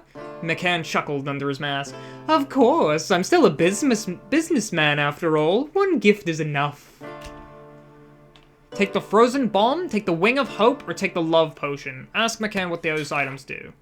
These are all unique consumables with powerful effects. This is the frozen bomb. It will freeze anybody in a 2x2 area for 2 turns without any chance to resist the effect. This isn't quoted. This is the Wing of Hope. It can completely remove the shaken status of any person and recovers 50 bravery points. And lastly, this is the Love Potion. Throw it at an enemy and they'll get charmed for 2 rounds, unable to target the user and with a good chance to turn on their allies during their turn. The Guildmaster had no idea what McCann was talking about, but knew better than to ask questions. I'll take the Wing of Hope. McCann handed over the item. A good choice, Guildmaster, said McCann. I wish you good luck in the upcoming battles. Wings of Hope. A wing that supposedly once belonged to an angel. It fills you with hope. It fills you with determination. Falcon wore a worried expression while Astrid seemed livid. We have a problem with the Novice Adventurers, Guildmaster, Falcon expressed. The problem is that they're cowards who'd rather die without a fight, Astrid added furiously. After a brief explanation, it became clear that most of the Novice Adventurers had lost any will to fight upon witnessing the size of the enemy army. If we don't do anything about it, they won't be much help in the upcoming battles, Falcon explained, hoping the Guildmaster might have a solution. Chloe was born for this one. The Guildmaster instructed Falcon and Astrid to gather the Novice Adventurers so that Chloe could talk to them. She was perfectly suited to rally them. After a short while, all of them were assembled in front of Chloe, and a sense of hopelessness hung in the air. Evidently, these individuals had resigned themselves to a miserable fate, expecting nothing more than an undignified death. Chloe delivered a passionate speech, urging the Novice Adventurers not to succumb to the bleakness of their situation, but to fight even harder for their survival. They emphasized that even in these dire circumstances, not all hope was lost. As they listened, their gazes became more and more determined with every word Chloe spoke. In the end, the novices let out a resounding battle cry, displaying their newfound determination. They were ready to fight until the bitter end. Door to unlock, and a legendary chest containing Ring of Immunity. A miraculous ring that protects the wearer from any ailment. Status effect Immunity. Cannot gain any negative status effects. How much strength do you have without this? I can take that and give you this. I like the flight on Desmond. Sells the dragon aesthetic and also allows him to move around a little bit more. You're back, Viola remarked. Have you done everything you wanted to do? Wait and see what happens next. This will immediately start the next day. There was nothing else they could do. At this point, the only thing they could do was to wait and see what the enemy will do next. As the first day of the siege unfolded, the Guildmaster, armed with a spyglass provided by Meccan, carefully observed the movements of the enemy army from the walls. The sounds of axes against trees echoed through the air as the invaders began chopping down the surrounding forest to procure materials for their siege equipment. Through the spyglass, the Guildmaster could see wooden ladders under construction. It was evident that the enemy intended to assault the walls sooner than later. Even more worrisome, however, was the realization that the enemy was also working on catapults. The knowledge that bombardment might soon commence filled the Guildmaster with a silent dread. Yet the Guildmaster knew that, for now, there was little they could do to prevent the enemy's preparations. The defenders were left with no choice but to watch and wait, hoping for any signs or hints that might aid them in surviving the siege. As the sun dipped below the horizon, casting shadows over the besieged fortress, the first day of the siege concluded without any direct confrontation. The night settled in, and the Guildmaster left the rest of the observation to one of the adventurers while retiring to their bed. However, it proved to be a very sleepless night. On the second day of the siege, the routine of the enemy army remained unchanged. Their focus still remained on the construction of their siege equipments, and once again there was no direct assault on the fortress. However, a small commotion occurred when it was discovered that Meccan the merchant had mysteriously disappeared. The news circulated among the defenders, giving rise to whispers and speculation. The sudden vanishing act fueled rumors among the adventurers that there might be a hidden tunnel within the guild. However, as much as they tried to find one, there was none to be found. The Guildmaster, accustomed to Meccan's mysterious nature, didn't dwell too much on the merchant's disappearance. Meccan has always been an enigmatic figure. For him to be able to just leave a besieged fortress on a whim did not surprise the Guildmaster. Instead, the Guildmaster maintained their vigilance over the enemy's activities. The construction of siege equipment progressed at an alarming rate. The wooden ladders were nearing completion, and the catapults were also close to being finished. It was a disheartening sight, with the only upside being that the second day was also ended peacefully. However, that would not last long. Enemy bombardment. During battle, at the start of each round, a 3x3 area around a random ally will be chosen. At the end of each round, a projectile descends, dealing 24 to 36 physical damage and 24 to 36 fire damage to anyone in the chosen area. The tranquility of the siege ended on the third day as violent screams echoed through the guild. The Guildmaster rushed to the walls to witness a horrifying sight. The enemy had commenced their bombardment, hurling massive boulders into the heat of the fortress. The boulders soared high above the walls, descended upon the defenders with destructive force. The enemy's strategy became clear. They weren't targeting the walls, but instead sought to inflict casualties among the defenders. It seemed the attackers had deemed a direct assault on the walls too time-consuming and opted for a tactic that aimed to weaken the defenders before a potential assault. Chaos erupted within the guild as adventurers scrambled for cover, seeking refuge from the deadly hail of boulders. The air filled with the deafening crashes of boulders colliding with the guild's structures, mixed with the screams of the unfortunate souls caught in the open, buried beneath one of the colossal stones. How long could they last this? Everyone receives damage, everyone loses BP.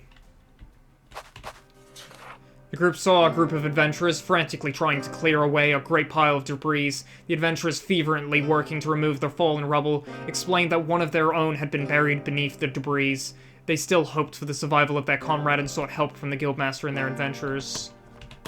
Zoe? The Guildmaster and their adventurers, with Zoe's immense strength leading the way, worked tirelessly to clear the rubble.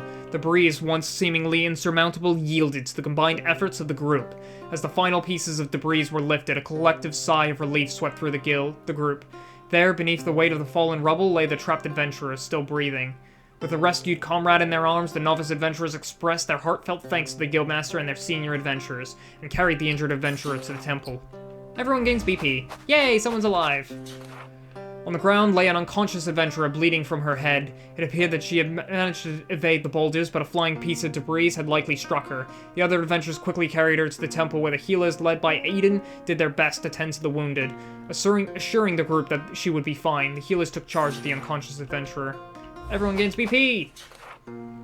Rogue stood near the gate, her gaze fixed on the sky, watchful for any sign that the enemy assault might resume. When she noticed the guildmaster and the adventurers approaching, she stated, "We have to do something about those catapults."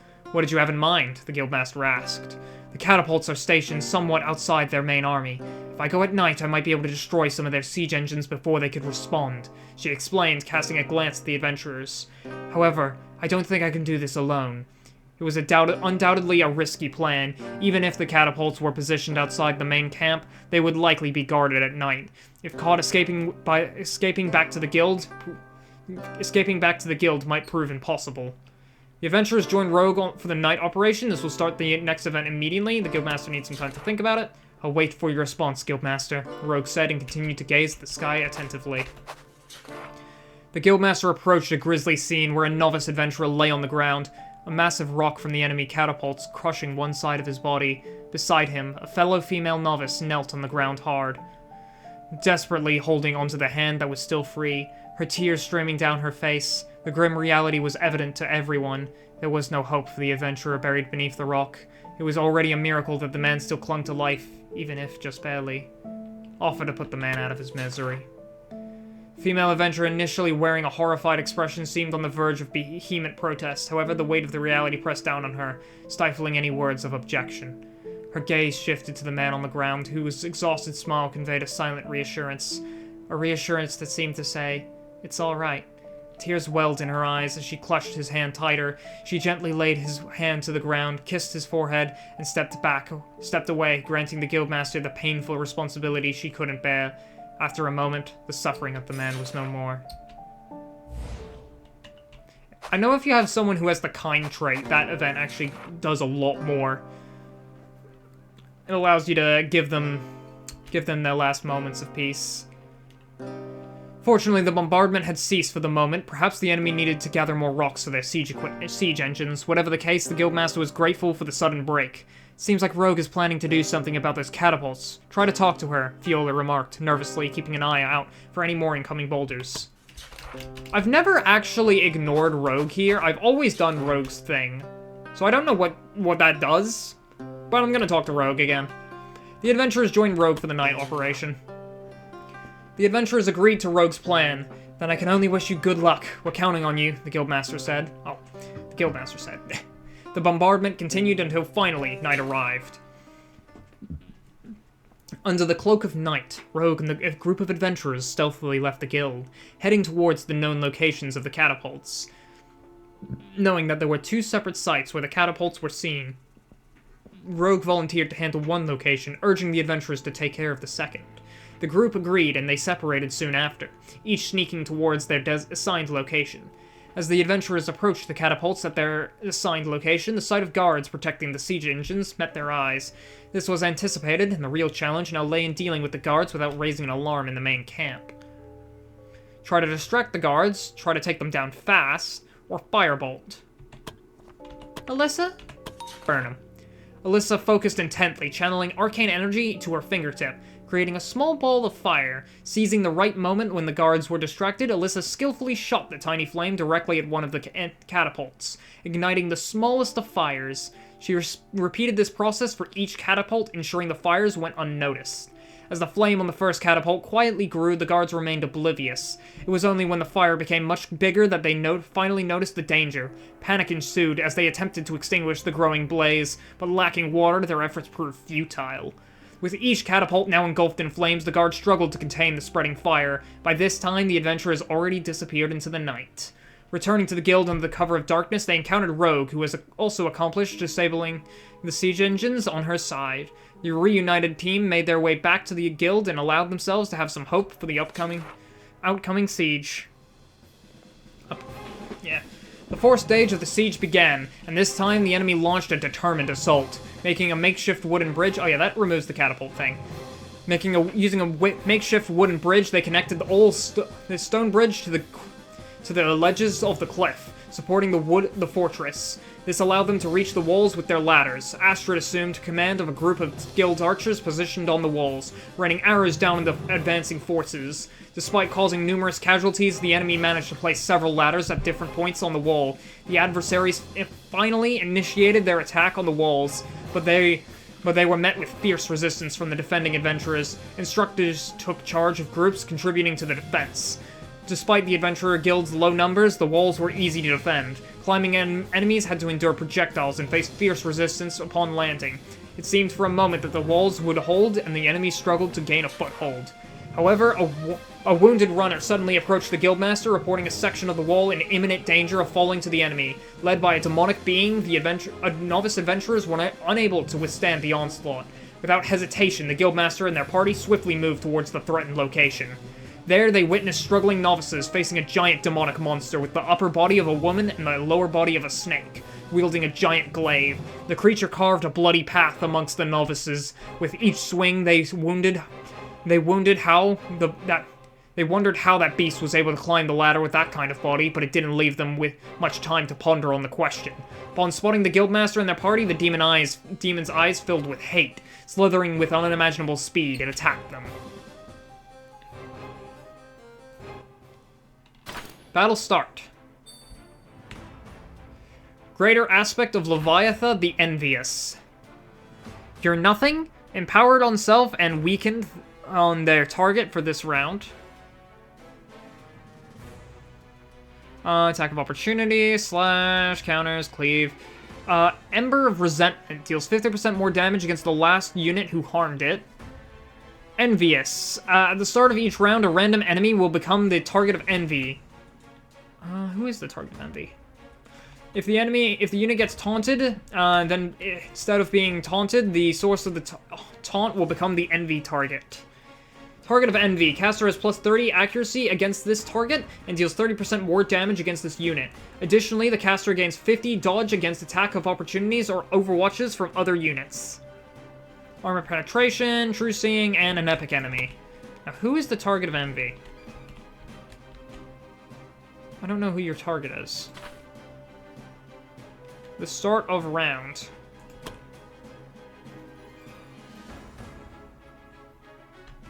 Who's the target of envy? We got some novice defender. What? 321 HP? And you're a novice? High Hope increases accuracy, physical attack, magical attack, hit points. And just basic skills for a novice. None of you are part of my guild. Bizarre. Well. I don't know who you're... okay.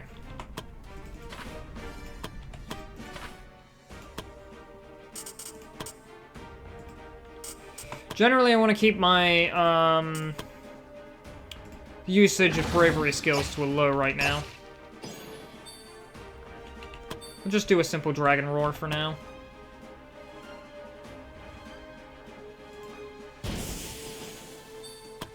Oh yeah, I'm supposed to be taking up the ladders, siege ladders. Summons bandit brutes for reinforcement arrives. It's immune to status effects, immovable, missile resistant.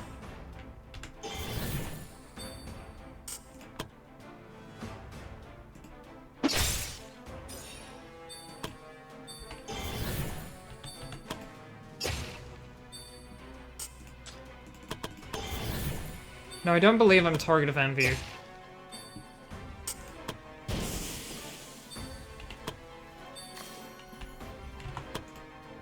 Alright, everyone absolutely needs as much bravery as possible. Alright, now I'm gonna get Zachary into a higher position. Yeah, that's not a position I want him to be. This should be good.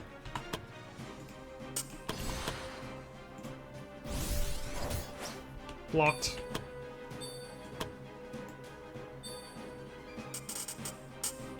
Everyone take Enchant Weapon Earth to handle Leviatha a little easier.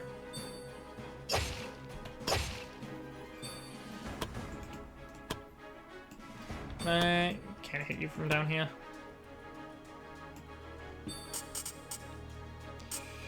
Yeah, not too much movement that the mages can do.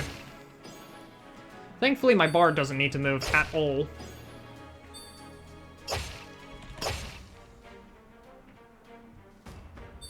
Alright, Novice Rogue. Should have gone for the sneak attack.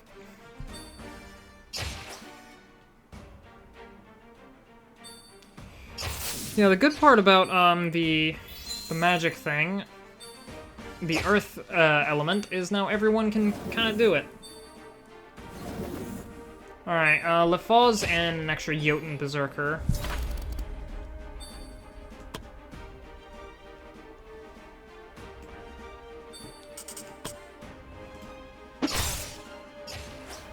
Thank you, Zachary.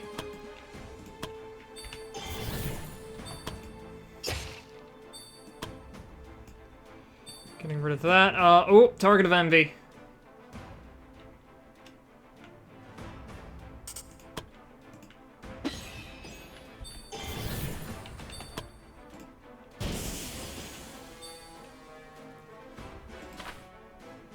Should have gone for that. Whoopsies. Oh well, she is Target of Envy right now, so I gotta keep that in mind. Let's take aim. I should have summoned an animal companion earlier.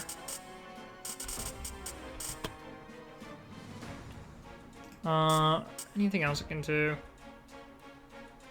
Shattering Shot. Shattering Shot, send a bear. Right, bear has Protect Master. Guardian Angel for... It has to be on the, yeah, is the summoner of the unit.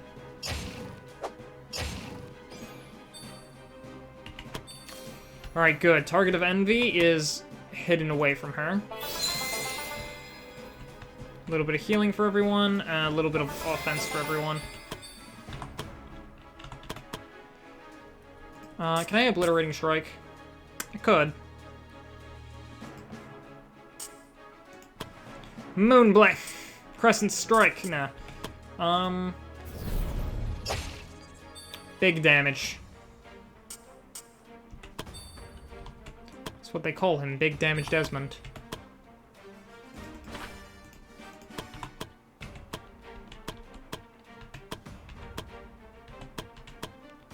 Do I have Earth Magic Adept on you? I only have Fire and Lightning, do I?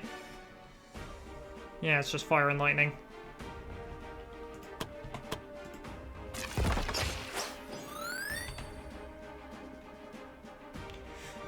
You know what? Actually, I am gonna use Rush to just get away from Leviatha there, because she might think of hitting the squishy mage that I just threw next to her.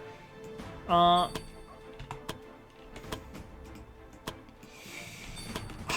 really want to hit these guys with a fireball, but I don't want to hit my fellow priest. You're nothing. A little bit of cleave. Sharpshooter. Ow! Come on, don't go killing my rookies. They're not my rookies, but I still want to keep them alive. It's the matter of principle. Alright, heal there, slash... I've got a lot of poison stacks on them. Alright, who's the target of envy? It is this person. How many times do I have to tell you to not mess with my rookies?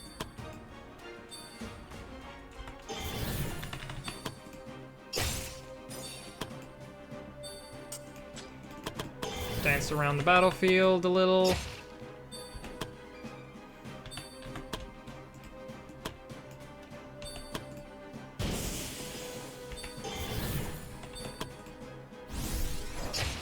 Got him.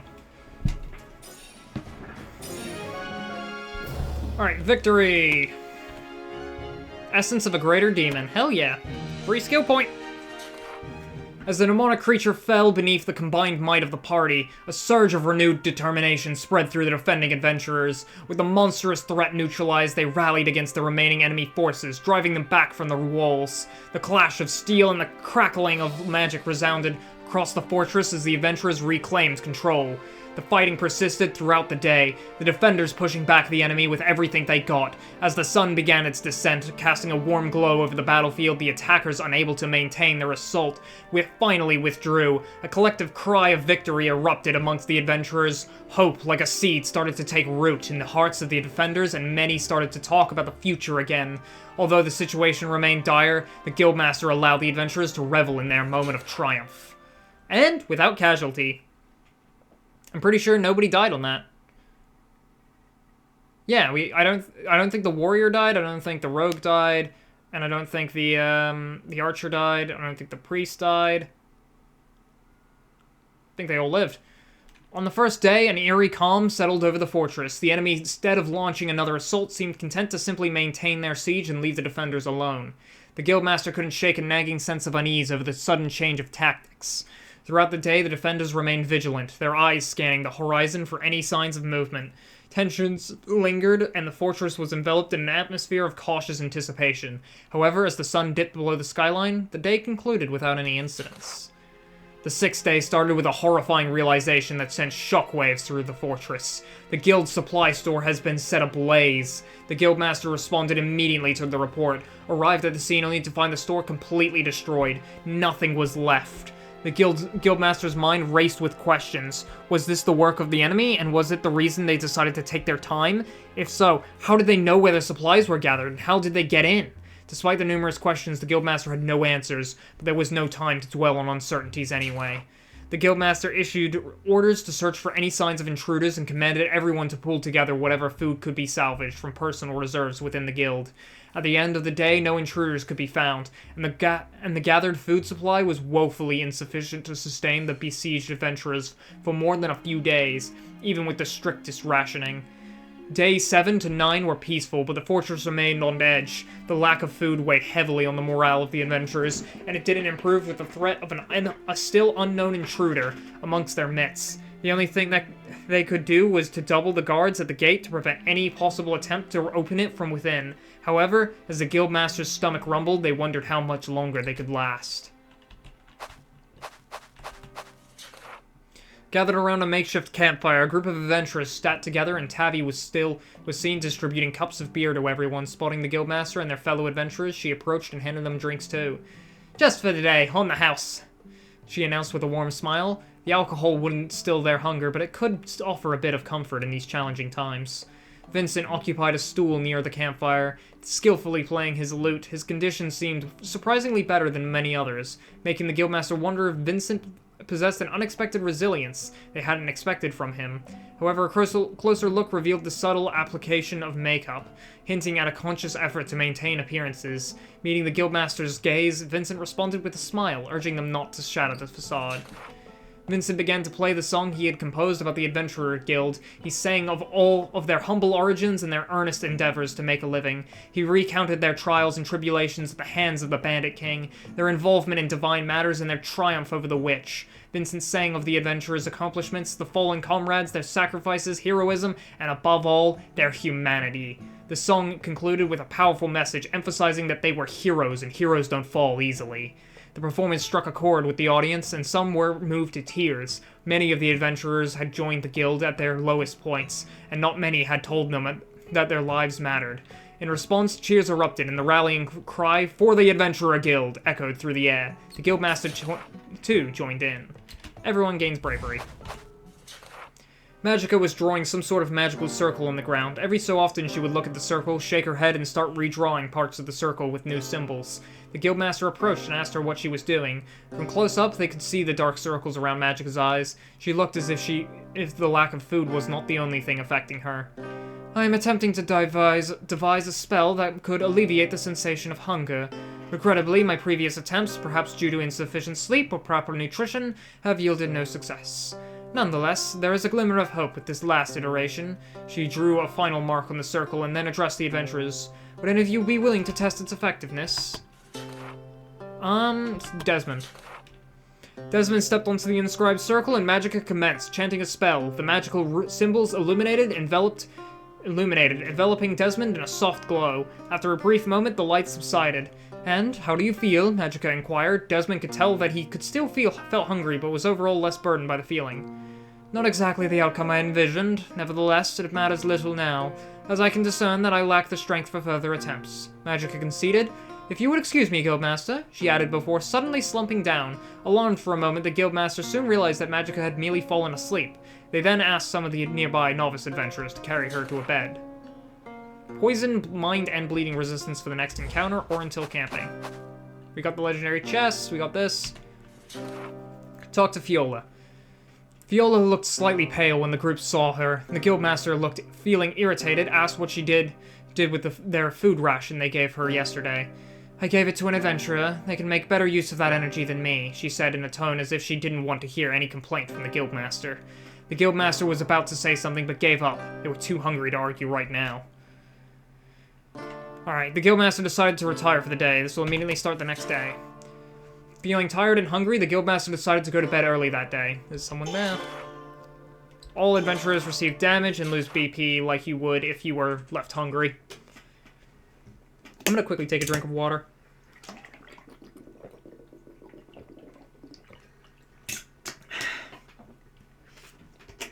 Sleep didn't come easy to the Guildmaster. There were so many issues that needed to be resolved, and it kept them awake. Suddenly, a noise near the door roused them. Initially dismissing it, they soon realized the door was opening. As they stood up, a novice adventurer entered, seemingly normal at first. However, the glint in their eyes and the dagger in their hands revealed their hostile intent. Swiftly, the adventurer attacked, pushing the Guildmaster to the ground. With a crazed determination, the assailant aimed to drive the dagger into the Guildmaster's chest. Despite the Guildmaster desperate, the Guildmaster tried to resist, and the situation was dire. Just as the dagger threatened to pierce their skin, a second person entered the room and rammed the assailant away with their body. It was Desmond. The assailant, thrown off, hit their head at the wall and fell unconscious. Desmond quickly explained that several novice adventurers had turned hostile and attacked the gate guards. Without wasting time, they hurried towards the gate, discovering a winged female demon surrounded by enthralled novice adventurers. Understanding that this demon could seemingly manipulate adventurers, it became clear how it could hide itself for so long, and how they could so easily identify and destroy the supply store. Now it has gathered enough thralls to attempt an attack on the gates. The rest of Desmond's party soon arrived. Realizing the urgency, the Guildmaster instructed Desmond's party to deal with the demon. Acknowledging the severity of the situation, the adventurers nodded and immediately engaged in battle with the demon and their former allies.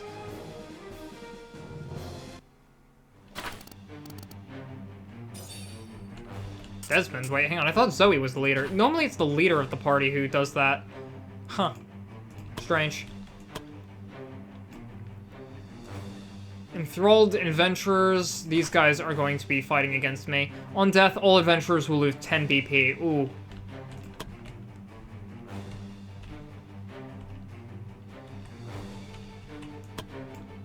Alright, so try not to kill my own friends. Got it.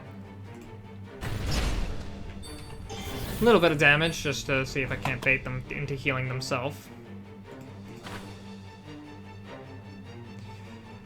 A greater aspect of Lilith the Lustful. Accuracy minus 20, True Sight, Claws, Seduce, Distracting Beauty.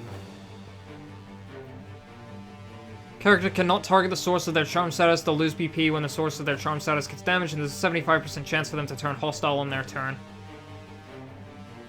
Bleed for me, increases bleed chance and bleeding duration. Attack of opportunity, flying, true seeing. Alright. Catch.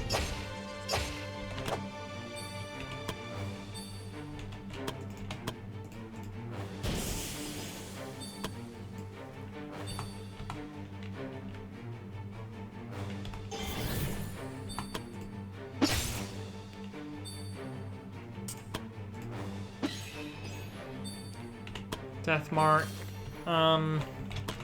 Everyone could use a little bit more bravery and some SP, Adrian.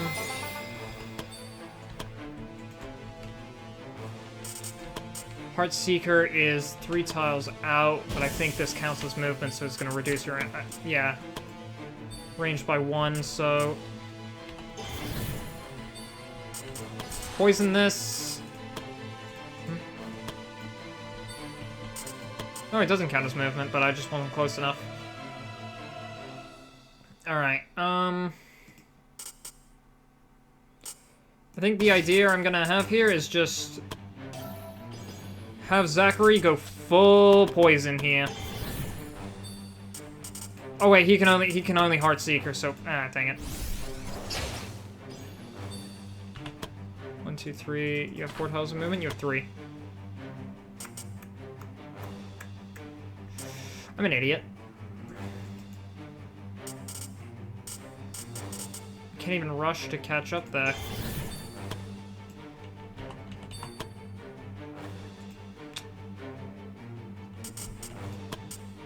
Damn, I'm stupid. Alright, and I should have gone over that.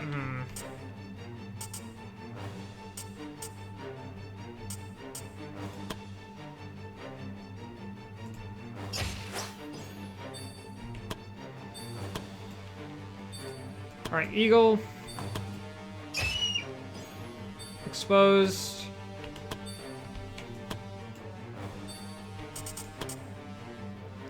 Could have Alyssa quickly just rally up these guys. Anyway, I can stun them. Not without killing them first.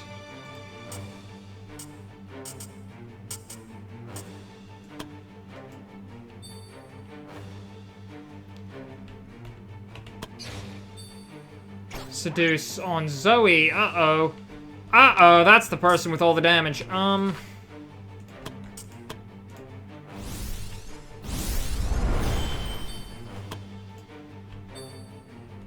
Oh, I have adventurers out here to help me. Oh, I didn't even notice these archers were my allies.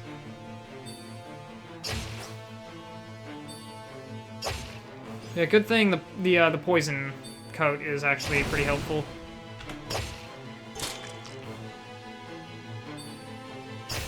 Ice Ball, uh-oh. Slash.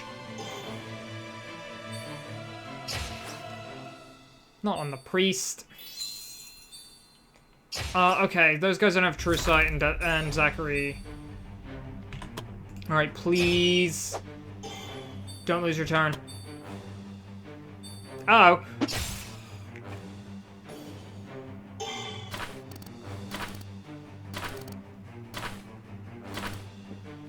Zachary! Oh! Oh! Zoe killed Zachary!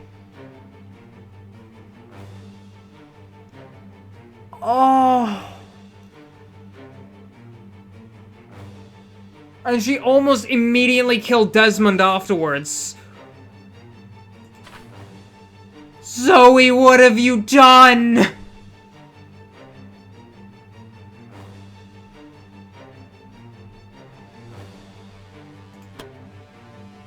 He's just dead.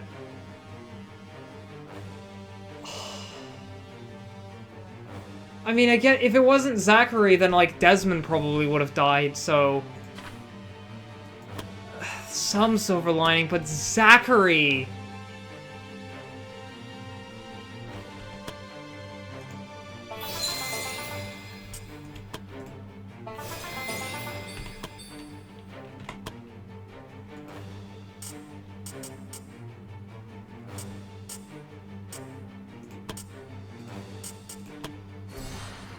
Kill this stupid fucker for that one.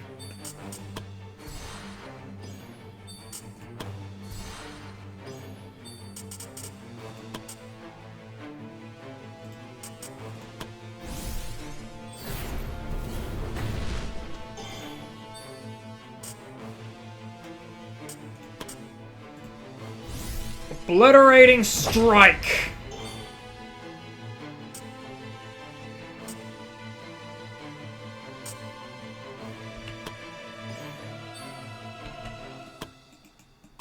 I can't take out the novice adventurers, otherwise people will get shaken for that.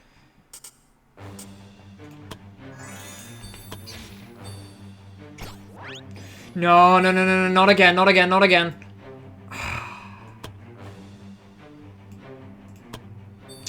Damn, I need to get my mages up front, but I can't.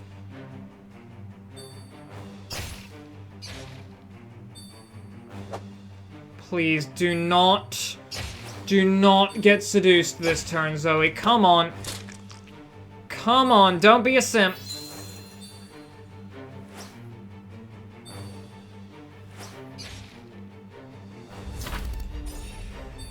I'm really having Zoe be such an enormous thing of damage.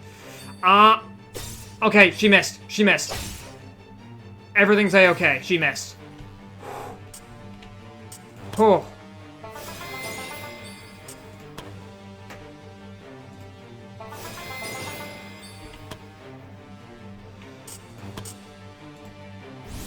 Obliterate.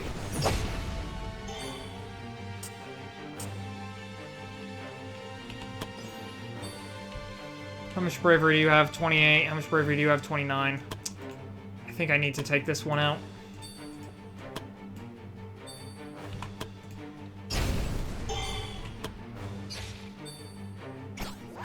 God damn it, can you stop doing that? 19, 18.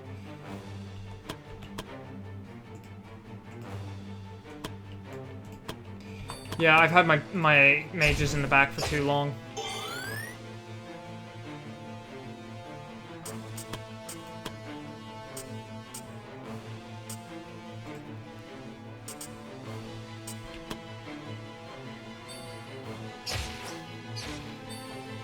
Please, Zoe, for once, do not get enthralled. Claws. Ah, shaken. I'm gonna have to use the Wings of Hope. I don't care about the heal. I got poison to offset that.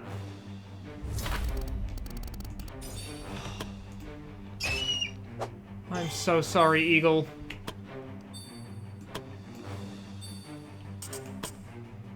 Oh, can't attack him. Just get away from everyone, Zoe.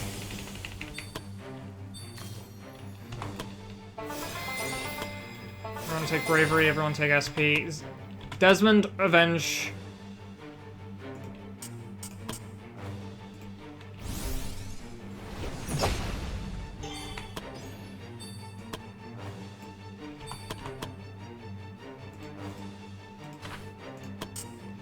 One, two, three. I think I need to use rush on... Okay, I think I got this.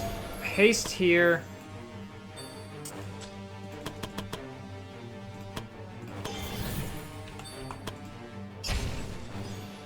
Just keep doing this until I get a burn. Okay, or not. And then I can...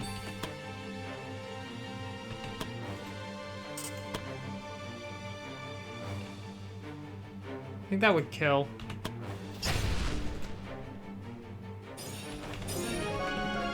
Yeah, Desmond was in the way, but Desmond is also stupidly resistant to fire. Zachary! Oh, that one feels awful. I made so many bad plays with him. I should have kept him further back. I should have kept him further back, and I should have kept him alive. Zachary genuinely could have lived that encounter.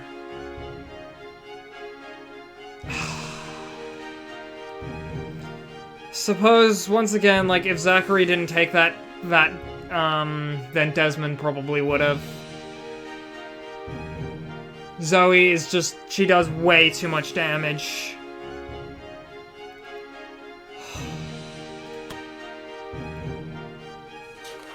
And we're not even at the end of this quest.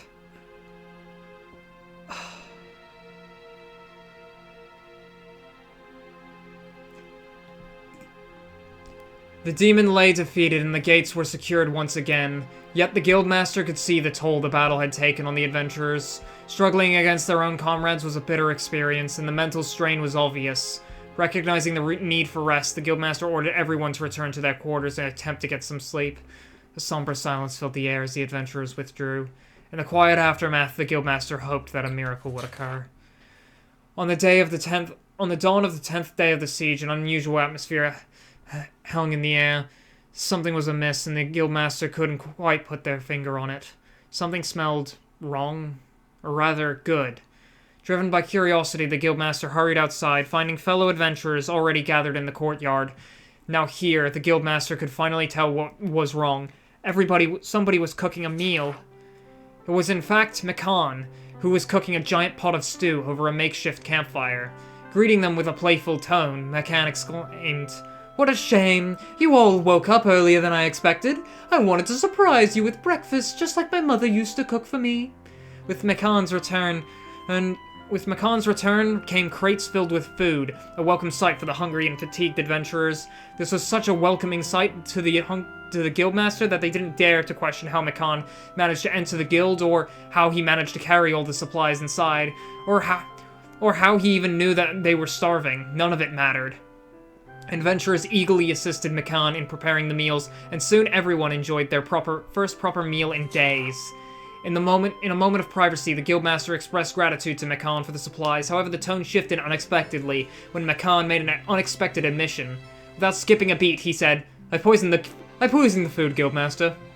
The courtyard fell silent as Makan's unexpected revelation echoed through the air. Adventurers halted their eating, their expressions shifting to horror as they processed the shocking statement. The atmosphere hung heavy with tension. To everyone's surprise, both the Guildmaster and Makan began to laugh.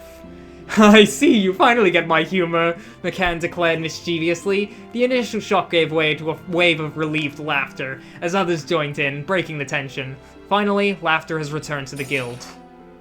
Everyone is healed. Some bravery came about.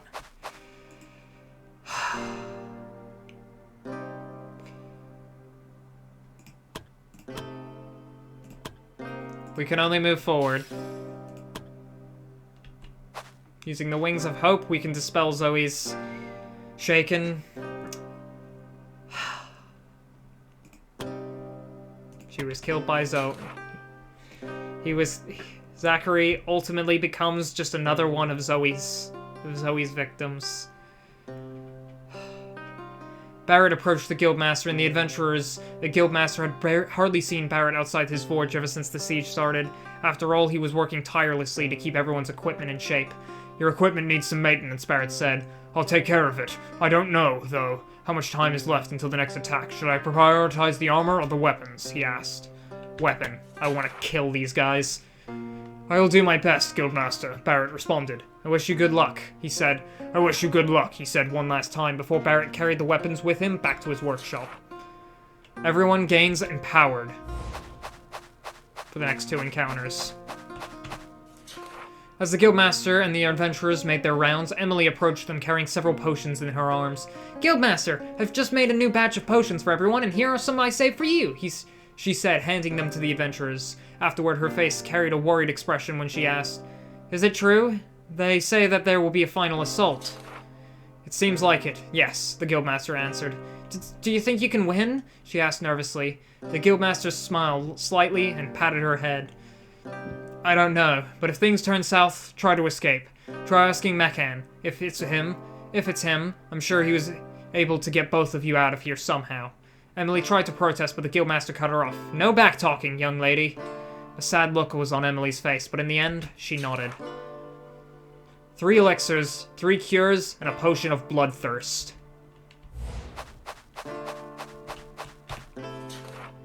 Despite Fiola looking much healthier now, she still wore a worried expression on her face.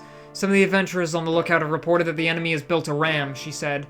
"I think this is it. They're intending to end it with the next assault." Now the Guildmaster also became worried. Although their food situation has been solved, it was still a fact that they were outnumbered, and defending the guild if the gates were breached seemed challenging. However, the Guildmaster could not see any way to stop the ram. After pondering it for a while, they began to sigh. "At this point, there's nothing else we can do. Our best. There's nothing else we can do At this point, there is nothing else we can do than to do our best in the upcoming fight, not boss fight." Hearing the answer, Fiola fell silent. She started, "If we do not make it." Seemed like she had trouble saying it, but then she looked at the Guildmaster and said, "I want you to know that I do not hate you." The Guildmaster startled for a moment and didn't know how to respond, wondering if she was trying to make a joke. However, she looked at the Guildmaster with serious eyes. There was only one right answer that the Guildmaster could give back. "I don't hate you either, despite what I might be saying," they admitted. For a moment, it was silent around them until the guildmaster excused himself to watch over the enemy's activities. It will be really weird talking to her next time, the guildmaster thought to himself. Wait for the final assault. This will immediately start the final battle. There was nothing else to do. The next battle will decide the fate of the guild. The guildmaster stood on top of the walls, gazing at the enemy's camp. Inside, it was a giant ram that would surely tear their gate apart, and there would be little they could do about it. Falcon soon joined the adventurer guild, the guildmaster's side.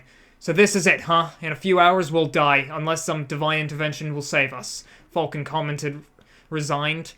From what I've learned about the gods so far, I wouldn't place my hope on them, the guildmaster responded. However, I still believe in Lily. Calling the divine messenger by her name? How blasphemous, Falcon said and chuckled. A moment of lightheartedness hung in the air, albeit fleeting, before Falcon's demeanor shifted, and his next words carried a heartfelt sincerity. If this is the end, then I'd like you to know that it has been an honor to have you as our guildmaster. The guild never would have become what it is now without you. I'm sure Guildmaster Fran would have been proud of what you did. The guildmaster smiled in response and replied, Thanks, Falcon. As the guildmaster reflected on their time as the leader of the guild, they realized that what started as a duty out of feelings of guilt towards their deceased friend had grown into a genuine fondness for the guild and its people. I'm getting sentimental, they thought sarcastically. Suddenly, movement started in the enemy camp, signaling the beginning of the final assault. It was time to alert everyone and prepare for the enemy's last push. This time, the enemy forewent the walls and instead pushed their newly built ram towards the gate. The guild's archers did their best to rain arrows on the enemy, causing significant damage, but the ram remained unharmed and barely slowed down. Some mages attempted to cast spells on it, but the enemy's own spellcasters protected it fiercely. Eventually, the ram reached the gate. The gate took hit after hit, each blow putting more strain on the wooden material and bulging it inwards. Then, with one final powerful hit, the gate sprang wide open. The gate had been breached. A giant rider led the enemy charge into the guild. The warrior was larger than any man they had ever seen. Was it even a man? It mattered little. The adventurers knew only one thing. The final battle for the guild had begun. Here we go. Kill them! Start battle. Huge group of cultists, vampires, bandits, Lefos, Jotuns. What you would expect from this cult. Along with the Emperor's Champion. 3,900 HP. If health falls below 50%, unit's movement is reduced by 2 and they lose the skill Charge. Unit gains new abilities in exchange. Thrust. And Cleave. As their skills. Trample. Bunch of damage. Loyal Steed. If health falls below 50%, unit's movement spilled, yada yada yada.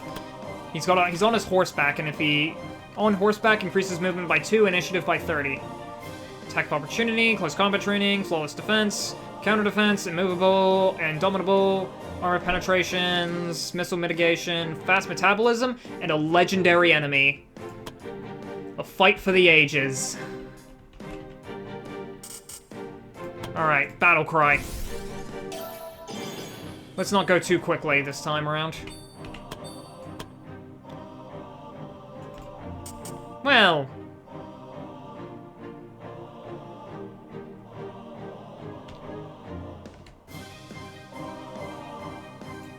Maybe just a little bit of speed.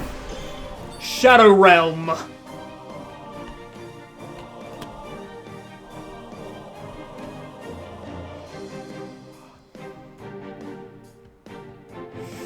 Thinking right here, blow up this side of their forces. Or to this side.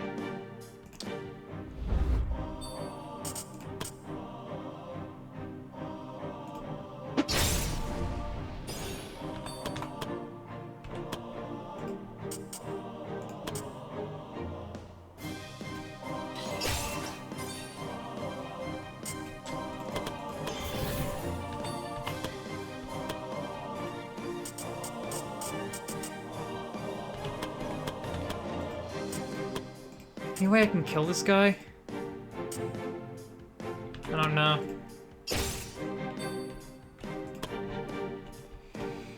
We're gonna back off. The Reaper can instantly move to any position and is always hidden, yep. Alright, bravery on everyone. Zoe is getting kind of low on that. On account of the fact that she murdered a friend. Alright. Haste forward.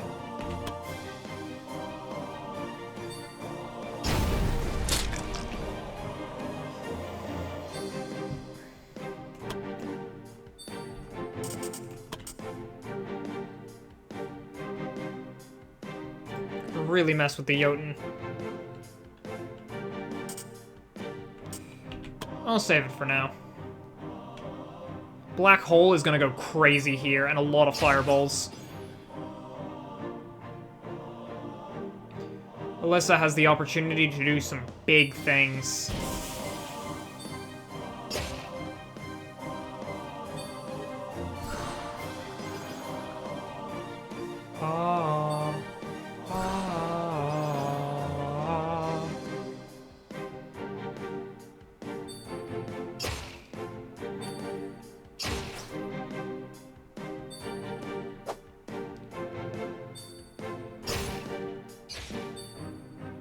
Alright, now that everyone else has bravery, by the way, it's time for them to take the spotlight.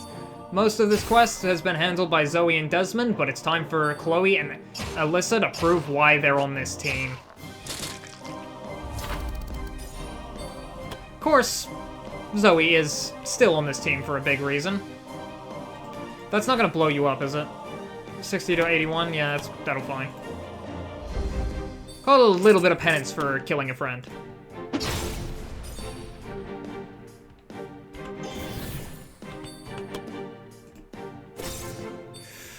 Ooh, not a good return from Zoe.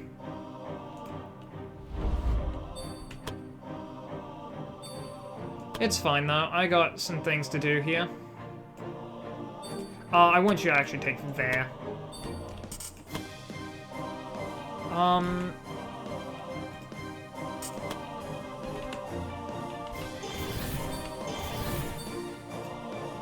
Don't miss. Ah, I missed.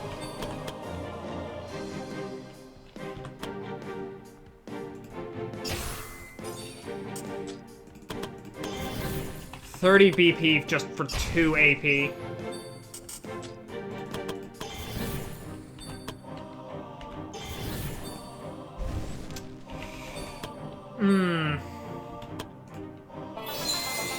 Chloe is in a little bit of danger here. How much dodge do you have? 24. Yeah, you're not dodging something. Adrian, go for protected. And go for empowered stacks on everyone. Oh, wait, hang on. Alyssa gets her turn. Okay, it's time for a big damage number.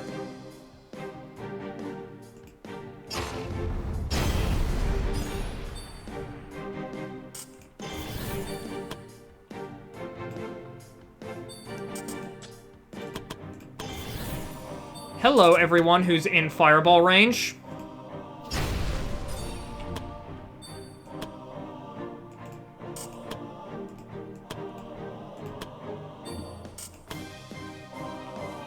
Flaming entrance. Alright, the front line is dispelled.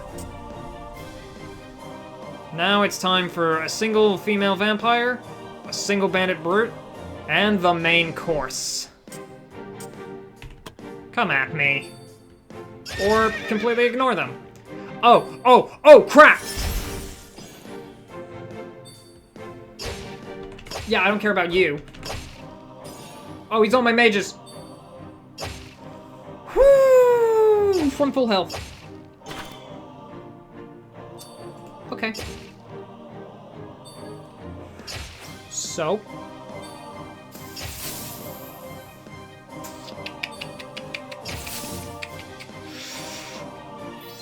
Thank you. Very appreciated.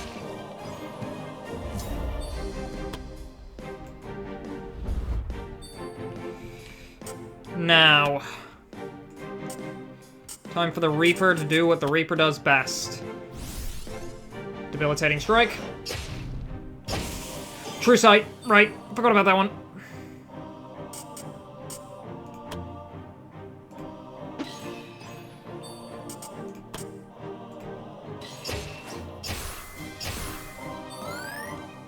Jesus Christ, this thing has a lot of health.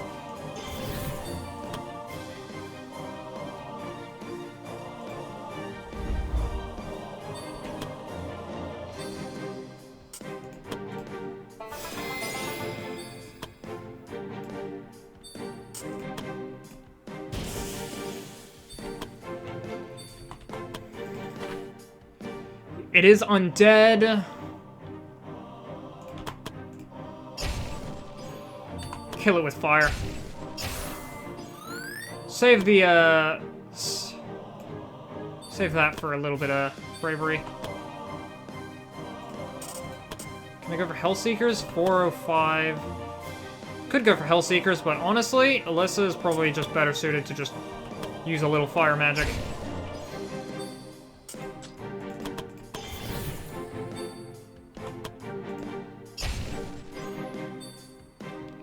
Alright, I'm gonna make use of its 4x4 tile space to run here and have Desmond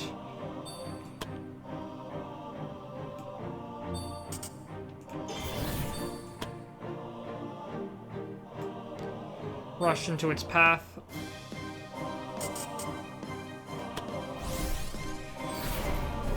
Here we go. Draconic Fury.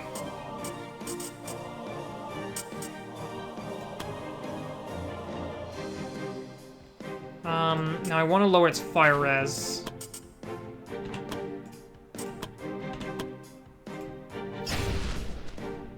Off your horse. Alright, it's still got thrust, still got cleave.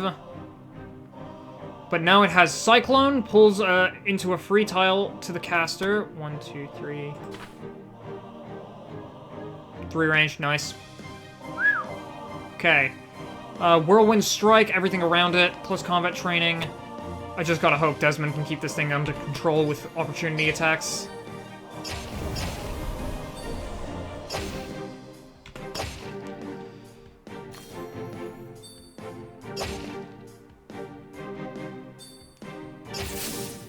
Ah, it's just barely out of reach of fire. Understandable that it would go for that instead.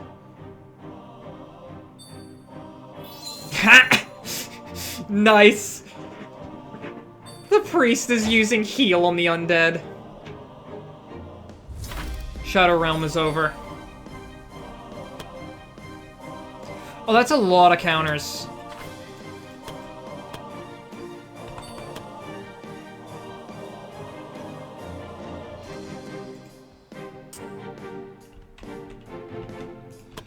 Alright, Zoe, I'm gonna need you to just use Rally and stay where you are. Maybe take Hidden. It's not really that important, but hey. Oh, I should have used Resupply with you, actually, now that I think about it.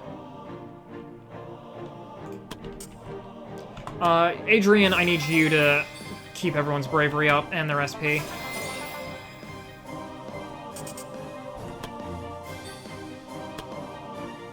I don't think Chloe needs any resupply. I think Chloe just kind of needs to get into range of blasting this thing with more fire. We counter war.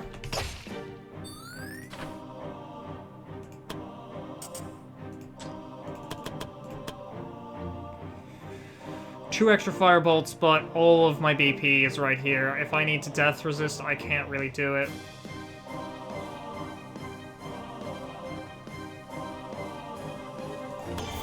I'm trusting Desmond to keep this thing in place. Come on, keep him burning.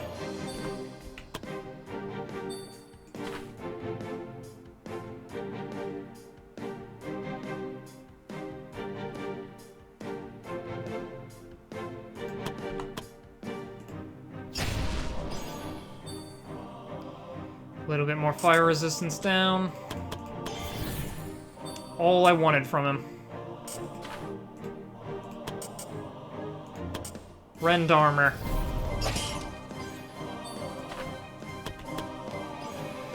Alright, now, Alyssa. Burn him!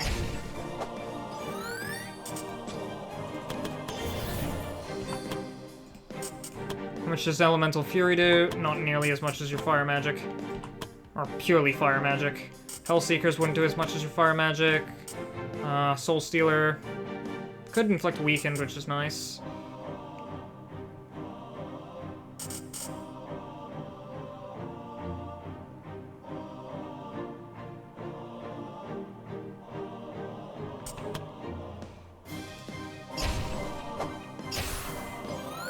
$110 from burning. Alright, one last hit. Come on, Alyssa! Woo! There's also a vampire here, but, like, they don't matter. They're chill. And that's the fight. The adventurers defeated the enemy champion, but weren't sure if it amounted to anything. More and more enemies started to pour in from the gates, and as the adventurers battled desperately against the overwhelming tide of enemies, fatigue began to wear down on their stamina. The guildmaster couldn't help but wonder if this was the end for the Adventurer Guild. Just as all hope seemed to be lost, a single horn cut through the chaos. The resonating blast of a horn. Could it be? Hope ignited within the guildmaster as they rushed to a safe vantage point. There, on the horizon, an enemy bearing the banner of House Greyhorn emerged. Yes! The guildmaster exclaimed. Exclamation echoed through the fortress. Adventurers! Help has arrived! Stay strong and fight them back! Victory will be ours! The news sparked a renewed vigor in the adventurers, who fought with even greater determination as they pushed back the enemy. The guildmaster observed the army of Greyhorn charging into their flanks of the enemy forces. The sudden, unexpected attack swiftly led to the breaking of the enemy's formation.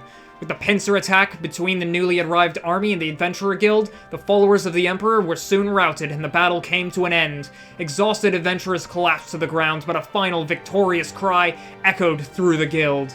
The Adventurer Guild was saved.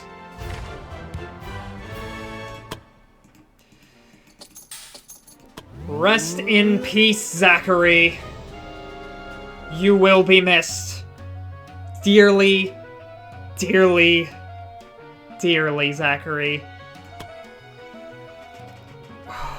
One of the core 6 members is dead for real because you only get one resurrection potion, and we used it on Zoe.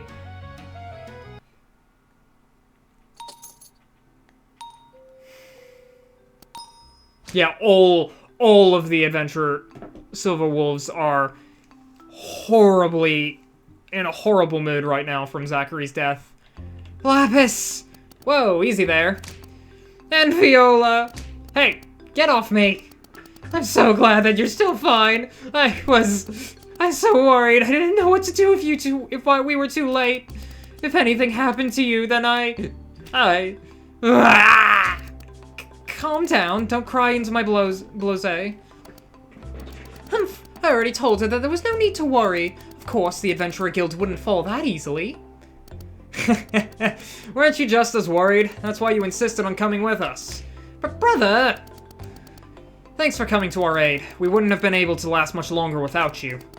It's the least we can do for the Adventurers Guild after what they've done for us. Although it took some convincing on my parents for them to send me. You should have seen the Divine Messenger and my little sister tear into them when they tried to make excuses. You didn't stand idly by either, brother. I've never seen you talk to father and mother like that. It's not like they had any high opinions of me in the first place. Really didn't know how to repay you for all you've done. How about with the celebration in your tavern? I'm sure your adventurers would also like to let loose after everything they've gone through. That sounds great, like a great idea. Anything if it gets this crybaby off me? Would you please let go? Never! Guildmaster? What's the matter, Eden? The witch. She has woken up. Please, go without me. I'll join you later. I have something to do first. How are you? You need to tell us where the Emperor's body is. Didn't you see what he has done? He nearly killed you with a curse to keep himself safe. He doesn't deserve your loyalty. That curse. I placed it on myself a long time ago. When I first joined him, many of his followers were against it. No one could trust a girl from a demonic tribe like mine. So, to prove my loyalty, I placed a curse on myself and gave the Emperor command over it. He could end my life whenever he wished to. I still remember his expression when I told him about it. The horror on his face when I said I wouldn't undo it. His promise that he would never use it. I ruined him. I turned him into the monster he is not. When he was on his deathbed, I should have let him go. Let him die as the greatest person ever known. But I couldn't. I told him how to extend his life. I used his love for his subjects against him. I put him down a road he never wanted. Since then, as time went on, he became more and more obsessed with the greater good. I know he's become mad. I know this is not the person he wanted to become. But even then, I wanted to believe that the man I once knew was still there. That not letting him go was a mistake. Was not a mistake. But it was, and he paid for it. Where is his body? She waves her hand. A sudden image came into my mind. A location in the Ashen Lands. I was sure that that was his location. What is happening to you? I've betrayed my Emperor. The only reason I continue to live for. I'm tired. What was your name? Amaria. She became dust. We finally have the location of the Emperor's body. It's time to put an end to this. Story quest The Emperor is now available. Nina is motivated. Ivy and Wesley have become friends. It is a new week. Team building exercise, dangerous hunt, mining for gems. A very close friend has died. Now, you know what I could do? What I could do... Ooh, we got glorious upgrades. Training courses, expanded teamworks, greater dimension bag, legendary resource merchandise. McCann is willing to sell more items. Now, what I could do is I could ignore the Silver Wolves mood and just go straight for the Emperor. This is the last battle and we'll end the game. Basically giving the guild an ending of them killing the Emperor and the Silver Wolves to leave the guild. Well, 30% chance that they leave, but the Silver Wolves leave the guild. The memory of their fallen friend, pushing them forward to kill their last enemy.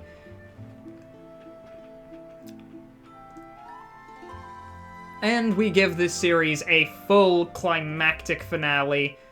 The series of almost 20 VODs and streams over the course of like several weeks. We give it a climactic finale of the Adventurer Guild of the Silver Wolves broken and beaten and just going to take their vengeance upon the last enemy.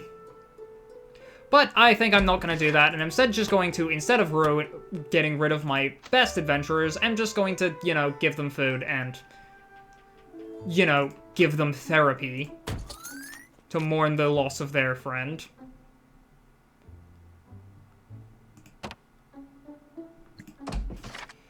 And, you all haven't had a drink recently. Nope.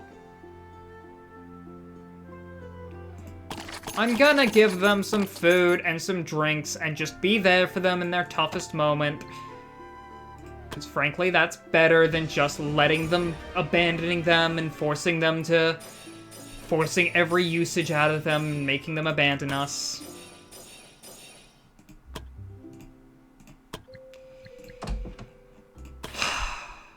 Killed by Zoe. He was the one who killed the witch. He killed a Storm Challenge, he killed an Ancient Champion, he was a level 24 Adventurer.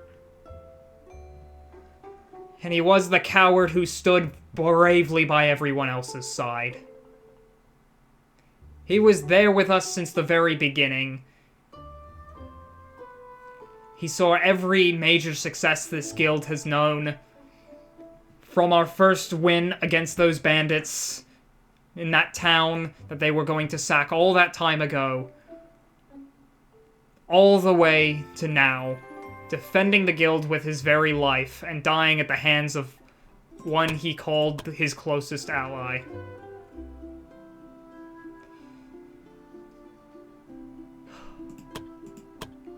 Rest in peace, Zachary. Zachary's mother once made the mistake of falling in love with an adventurer who happened to pass through the village she used to live in. Most people would know better, but Zachary's mother had a romantic view on adventurers and didn't know that most of them couldn't be trusted. She learned that lesson the next morning, when after a night of passion he left the village without even giving notice. Zachary's family was furious, and even more so when they found out that she was pregnant. Despite the protests of the family, Zachary was eventually born. While most children would grow up with love and care, Zachary only remembers the contempt his family had against his father and an extension against him. To the other villagers, he was only known as the bastard child, and even his own mother, the only person who truly loved him, had trouble looking at the face that with time resembled more and more the man who abandoned her. One day, shortly after Zachary turned 15, he left the village and started a life as an adventurer, hoping one day to find his father. Only Zachary knows what he would do if he were to ever find him. He was the bastard child of his village, but he had a found family. Who knows what he would have done when he found his father, and that is a secret Zachary keeps to his grave.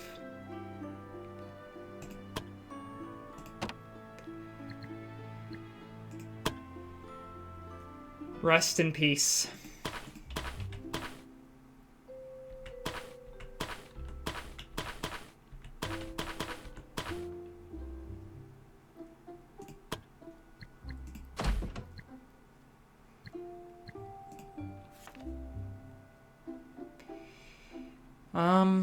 Anyone who can really pick up his mantle as the Beastmaster?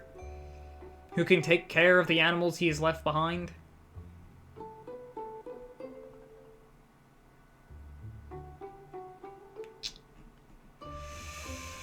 I don't know.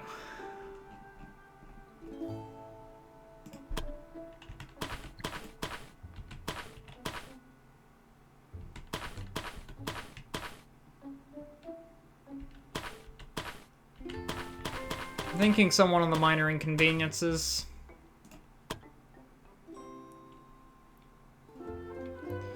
You need equal parts wisdom and dex. I suppose what I should truly be looking for right now is who to replace Zachary with, as terrible as it is that it must be done.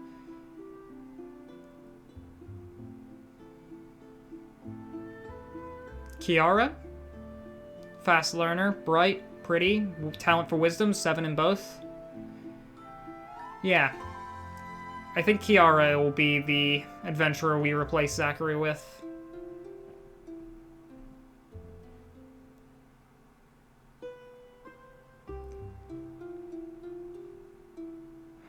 We must move forward, and we must put an end to this terrible, terrible dictator's reign.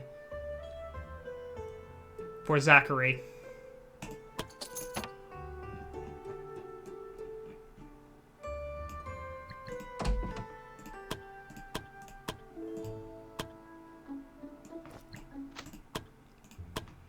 Alright.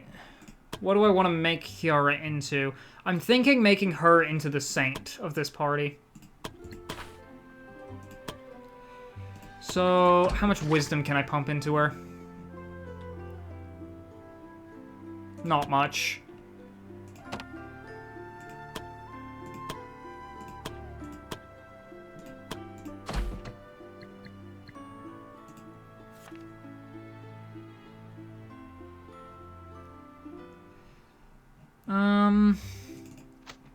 Christine and Layla?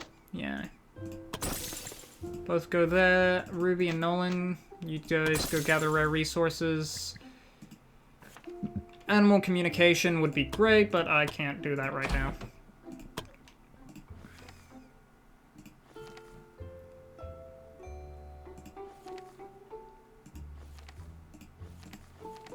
One, two, three, four, five, six, seven. 1, 2, 3, 4, 5, 6, 7. Oh, we've unlocked 8-star quests now. I thought so. Yeah, I can't go doing that with a level 1 adventurer.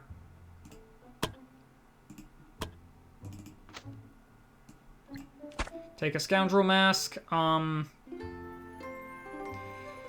Dex is the skill that gets initiative, right? Yeah, initiative. Okay, take the gloves of the master thief as well, then. Oh, wait, actually, you need an adventurer manual.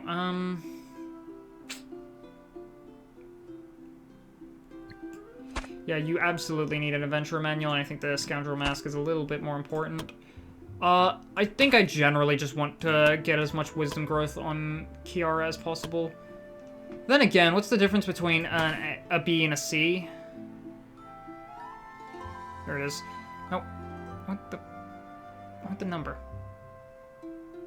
No. No, I don't care about... I don't care about that number. I care about this number. No. There it is. It's 25... Okay, I'm gonna quickly make Kiara into a rogue oh, wait, what about your... Hang on, let me... What about your intelligence? Okay. Oh, this is actually a good point for intelligence to be at. Alright, I'm gonna send her to the cave on a solo mission, because this will get her 15,000 experience, which is way more I can get from any kind of training. Take this...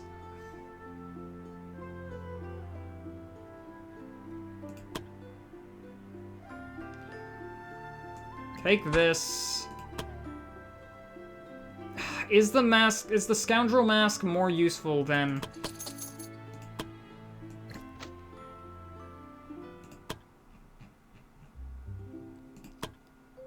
I think it'll have to be. How many turns does it buy? 2 turns.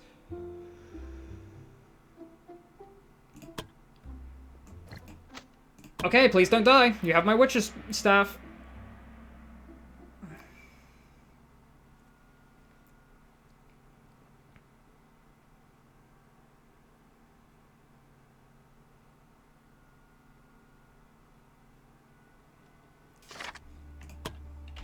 Like 6 rare mushrooms.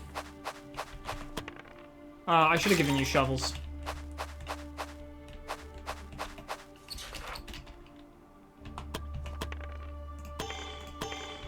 There you go, Kiara. +1 willpower. Something tells me the extra willpower will come in handy. That one will probably result in a fight, and I cannot take a fight right now.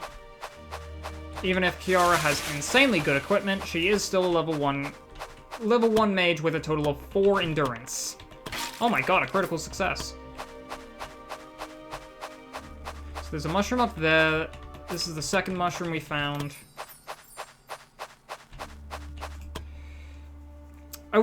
Personally, I probably would have preferred a rogue to come. To use a rogue instead, but, no one doing it now. This is Iron Man. Yeah. No use using more bravery points trying to get a... that could be a cultist. I don't want to risk it. It's Iron Man. If it wasn't Iron Man, I would take that risk in a heartbeat, but... Already just doing a solo mission for levels is so risky. And the reason I'm doing it is because she's level 1, and I can just replace her if she dies.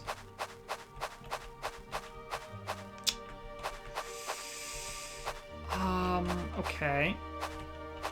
So... Oh crap, I made a mistake there. I was trying to load the goblins. They all beat her on initiative is the problem.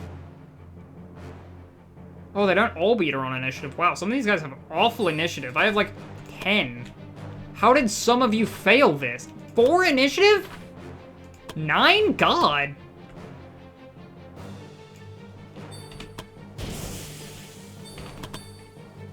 You really gotta run, please.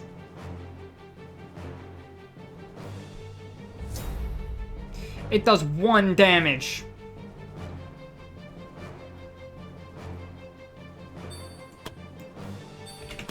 Please, Kiara, please, please, please, please. You cannot survive a hit. Especially from Lizardmen.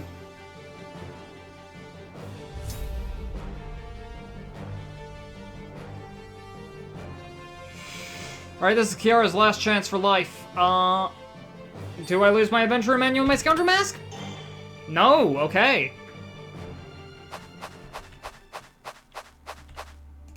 Camp, run, run. Oh, I can't do watches. Man, I really should have used a rogue instead. Run, run, run, run, run, run, run.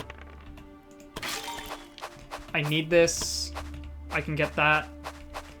Where's the last mushroom? Where's the last mushroom that I don't know of? Please be... No! Oh, okay, this is dangerous. I don't think the goblins can reach. Oh, they all beat her on initiative because of the... Oh, not all.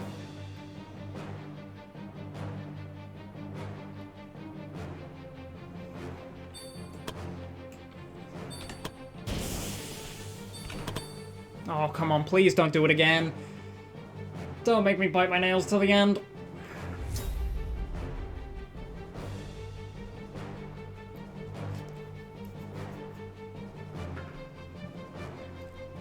Come on, Kiara, come on.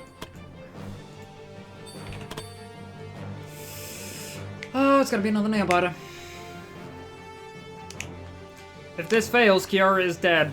There's no ifs and or buts. She has, like, not a lot of health. She has 42 health, and these guys do... Wait, maybe. If that low rolls, or if she death resists, she will live.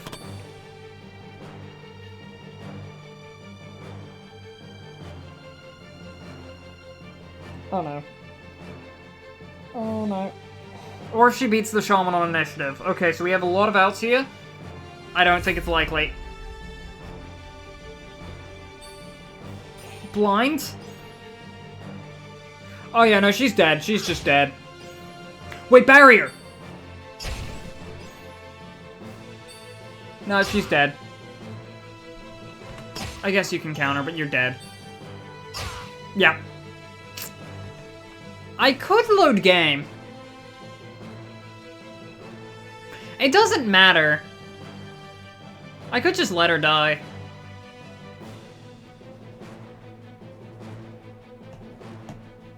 Flip a coin. Why not? It honestly does not matter, so,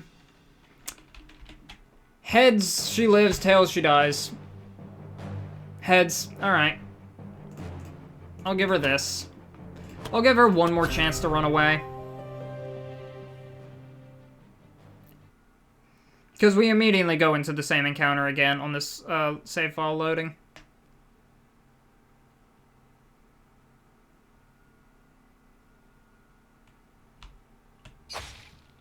There's no way to avoid that from happening. Unless, maybe you could camp to avoid it.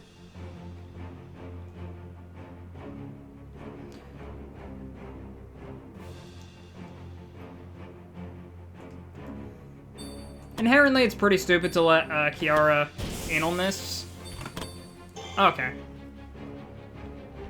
This mission in the first place, but at the end of the day, I don't really care. It's Kiara. She's like level 1, easily replaceable. Like, it is pretty nice to have someone who's all of pretty, fast learner, and bright, but like, there are better combinations of traits, and like...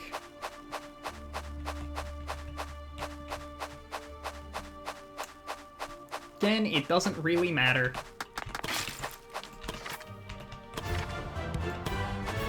Then again, I should probably have stronger principles and stick... Oh, it's not really principles, it's just lawful nature. To stick with the rules the game decides. Alright, 24,364 experience. Wow, that was a lot.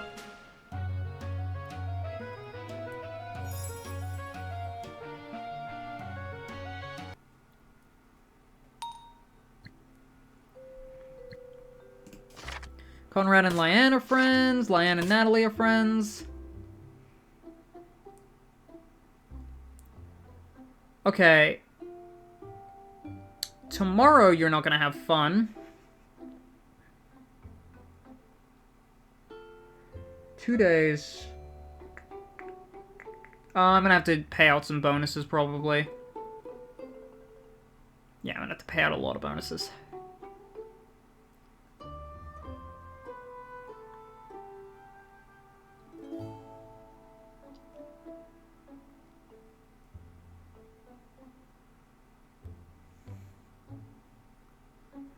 Why are you so distraught? Oh, because of all the force healings.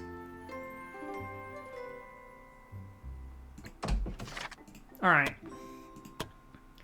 Chloe and Adrian take an opulent meal together so you can get your mood up.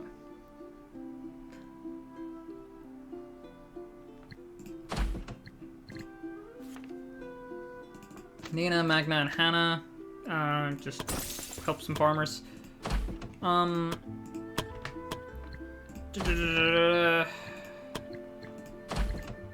want to get everyone here time off. 4 days, though, means that they're going to have their unbelievably delicious meal buffs ran out.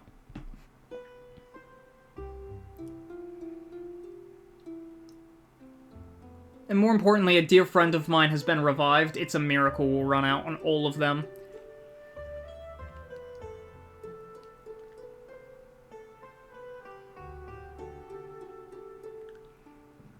Zoe won't even be safe considering her promoted to leader and I'm alive again. Again, it's a miracle we'll activate. Yeah, I can pay bonuses to keep them in. Okay, so, do not run out of money is the aim of the game right now. Yep, as much intelligence and wisdom is the key here. Always reroll if I don't get +2 in either. Oh! Okay, that's good.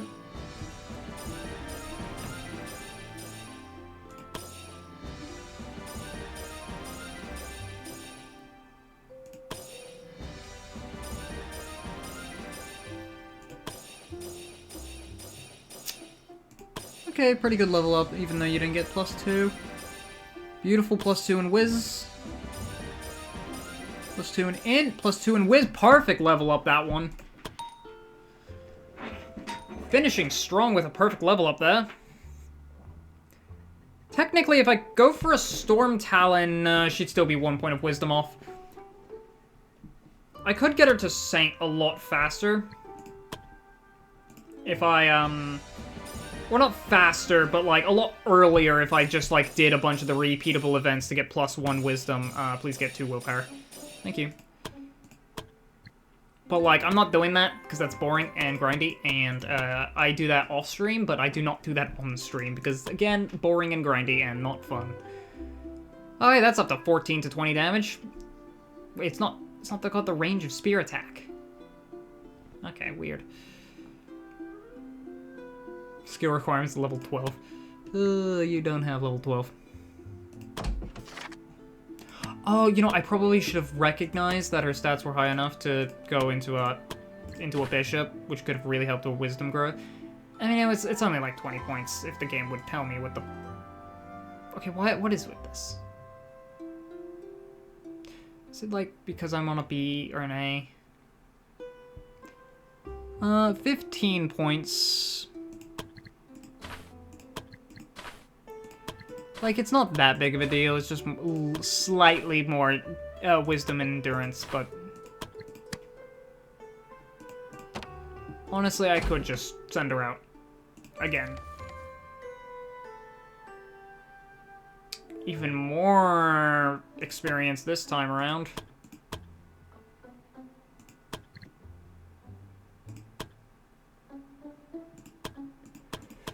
How many potions of Dex can I make? 3. One off Bard, but I would need 6 if I wanted to... I would need, like, 6 if I wanted to get 12 for Assassin. Okay. I guess I'll use it for permanent wisdom. Give that there. Alright, so now she's slightly better at handling things, but she's still not going to be great. But I am still going to send her one more solo mission. I say one more, but really this is going to be a lot more. I need to get her all the way to level 24. And that took a while.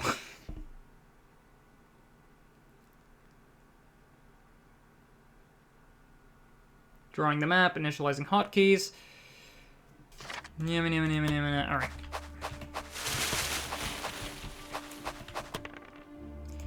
So we're never gonna succeed in that strength check.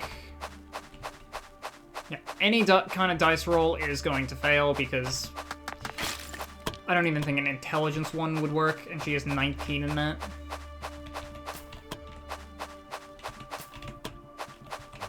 Okay. Okay. We just gotta find that. Where's that damn 6th mushroom? There's an enemy up there, and I'm avoiding those. I don't see a mushroom.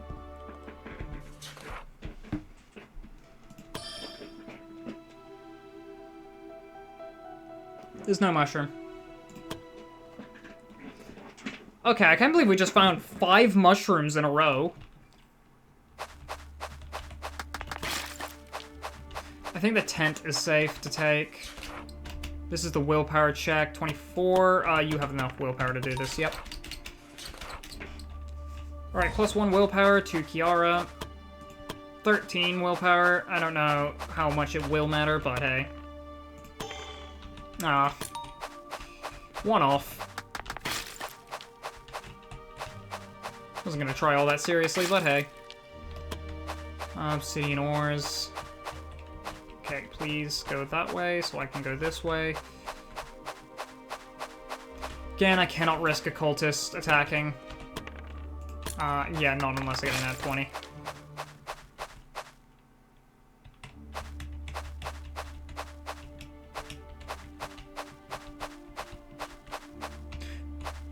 No.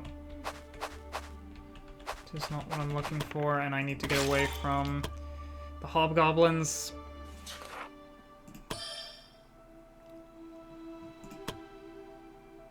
Keep some kind of structure where I can, ambushed! Uh-oh! That was 20% chance, are you kidding me? Oh, no. Oh, that's a hobgoblin archer. Right on me. Oh!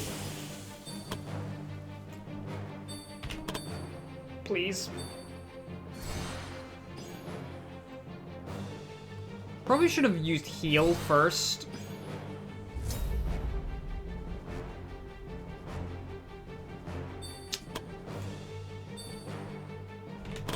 Because I can't heal now. Oh, come on. Please don't. Not on the rest. Come on. Don't kill her in her sleep. Okay, thank God. Whew.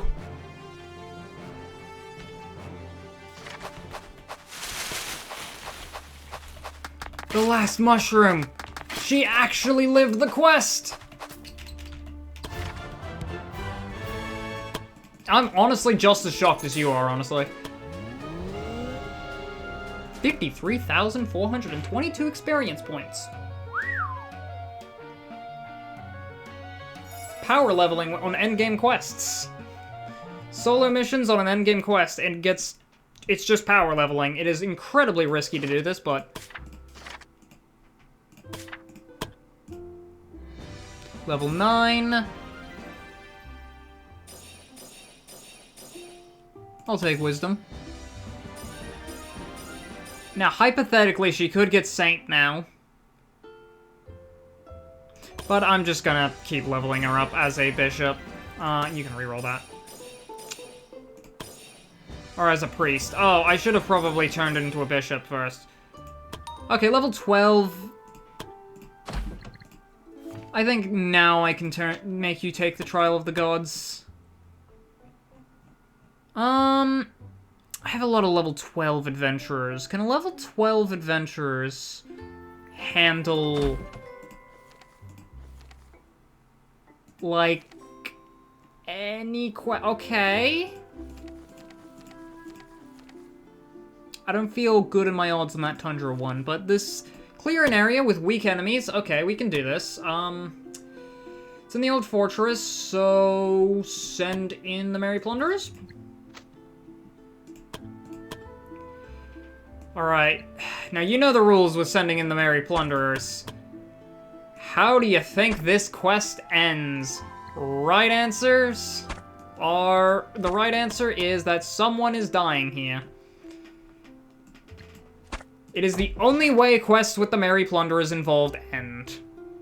Somebody is dead by the end of it.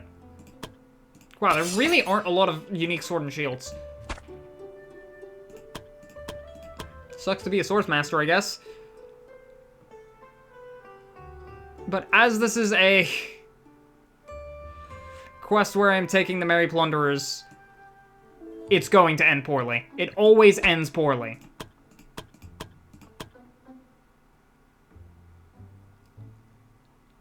Even with Roth here being like the most kitted up paladin you can imagine, this is going to end so poorly.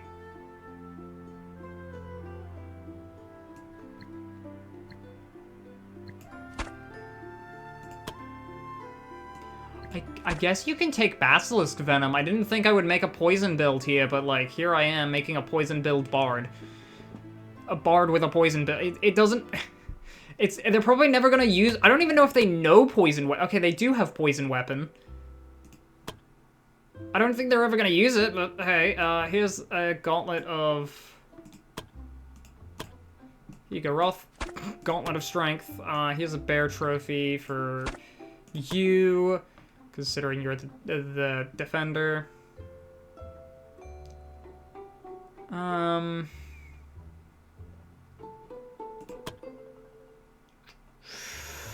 Last Paladin. I don't even know what to give the Last Paladin. Amulet of Casting could do well, and... Gloves of Dueling? You know what, take this Ring of Life. Alright. Take some potions. I could give him some of my elixirs, why not? And my cures. That's just how generous a guildmaster I am. I expect half these guys to be dead by the end of this quest. I have no faith in them. They are the Merry Plunderers. Somebody always gets killed. It is the one rule with this team. I don't care if they have equipment that is insanely overpowered for this stage of the game. Someone is dying. Look, right there. Someone is dead to this encounter. The Merry Plunderers are cursed. I send them into so many cursed ruins that they have become cursed themselves. Are you impatient? No, okay. I was kind of hoping that that was why they went first.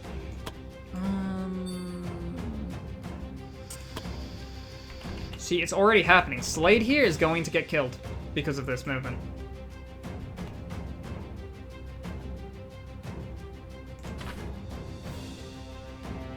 Which is why I'm not gonna... Oh!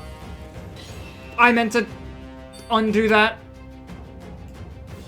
I was literally just saying, which is why I'm gonna undo it, and then... I hit the end turn button. And he's not in reach of any skirmishers.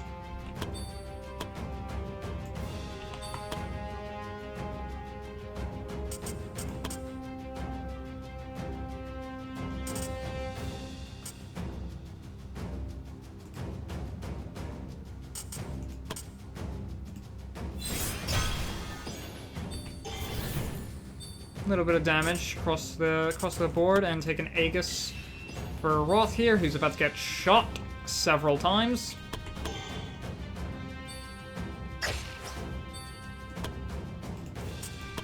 Alright, Vico.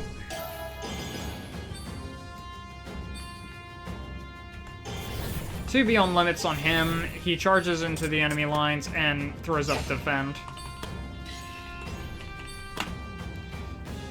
This guy's also about to get shot.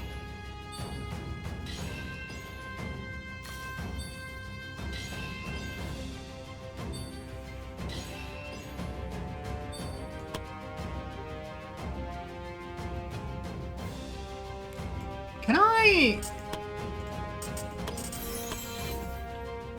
Here comes the paladin from the other side of the map. With the smite evil.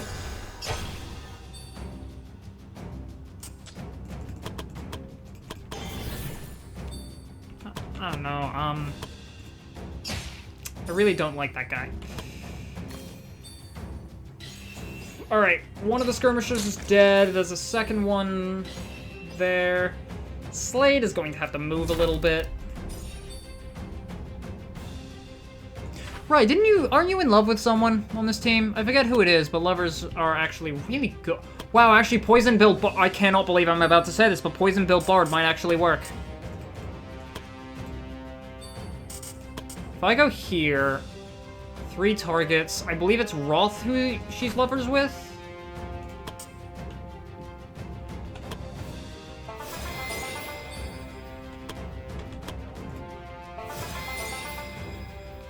I proc weapons poisoned.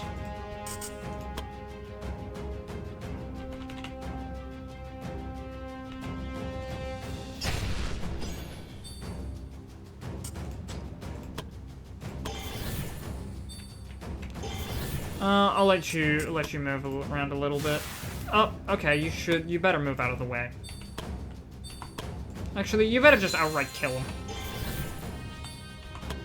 Wait, what miss? It's the heal spell.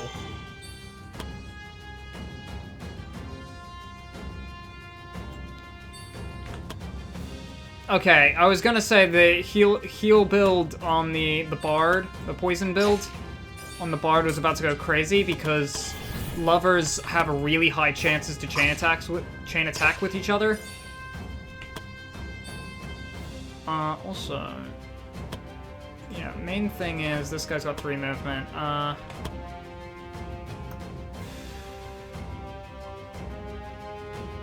Okay, I stick the paladin on him.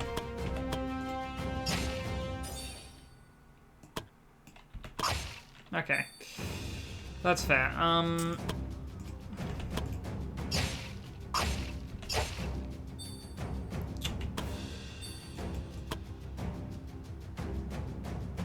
Okay, as much as I want to stick the paladin on him, I'm gonna stick the paladin on him.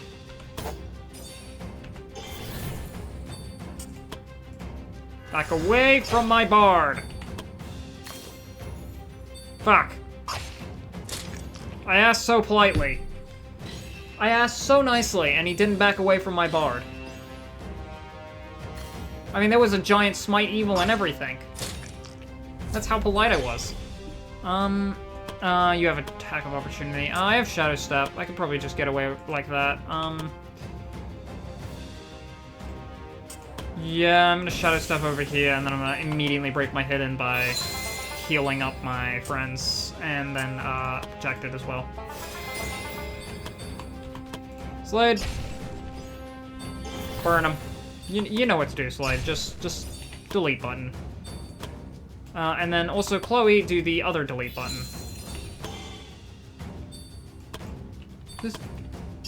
We have a lot of delete buttons here. Counter. Okay, first encounter done. And that was an elite encounter, and nobody is dead. This is a new record for the Merry Plunderers.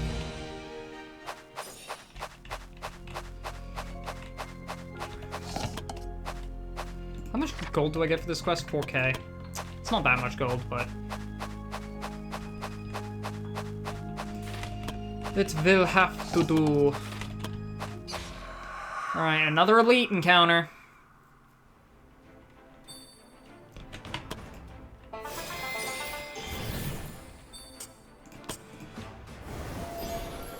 Oh, if I had the ability to run polls here on Twitch, I probably would have ran the poll, are the Merry Plunderers going to die?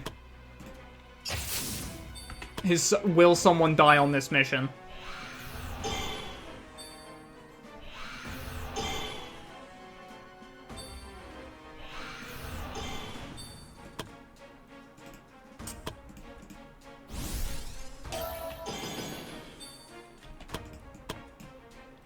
course, you would have to be a fool not to vote yes on that poll. That was heroic hit. You'd have to be a fool not to vote yes on that poll, because, again, this is the Merry Plunderers. Someone is dead by the end of this mission. I'm not going to believe otherwise. Ever.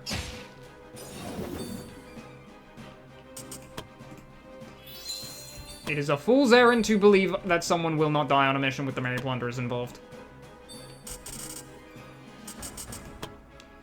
It's written in the Art of War.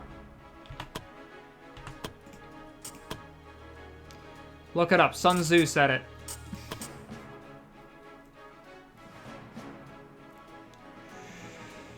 Yeah, I don't think this is gonna kill him. How much? 30 to 70%. Okay, wow, that is a big discrepancy in damage. It could do this, but that's also a lot of SP. When Holy Light just kind of works.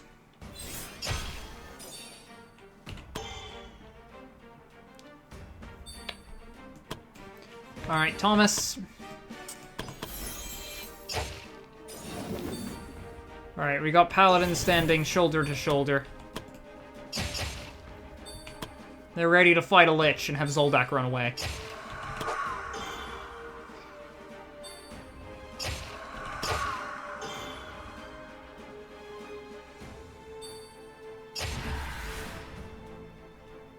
Oh, they don't have counters.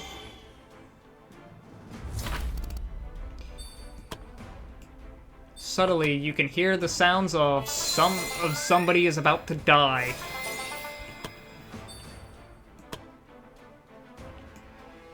Wow, it's almost like Vico's incredibly low health and is about to die. Crazy, this has never happened to anyone on the Merry Plunderers before.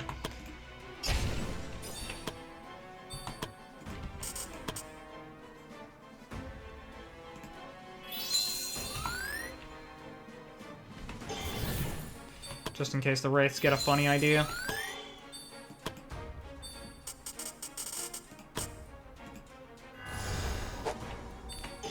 Really, Roth?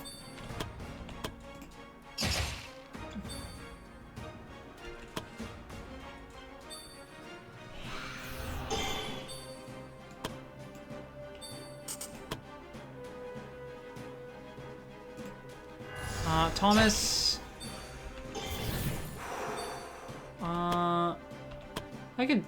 I can stun Wraiths? Huh. Huh. It's not like you got anything, but wow, that actually worked. Shame that when they're stunned, they don't land on the ground and therefore get bleeded by that trap.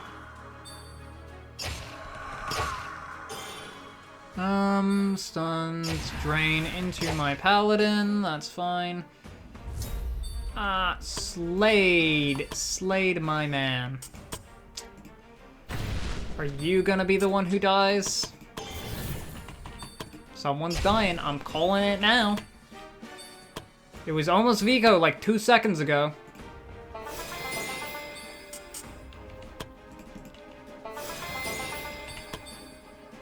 Oh, I could have gotten Vico with that as well. I thought Vico was out of range.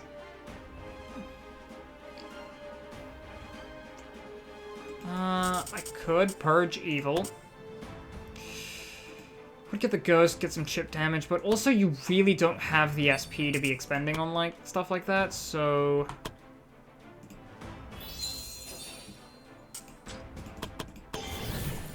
Suppose the alternative of just...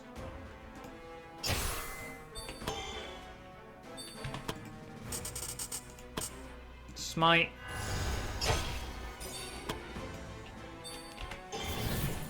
Wrath.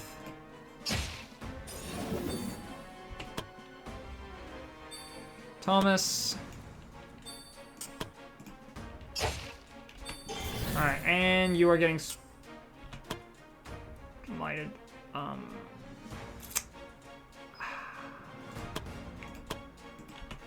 Alexa's a little extreme.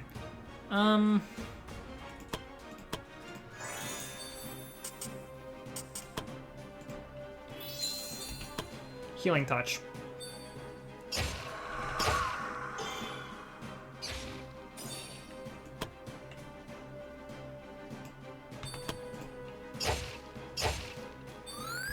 Watch this Wraith go for Vico. No, okay.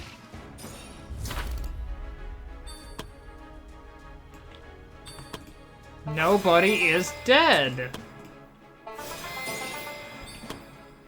Huh.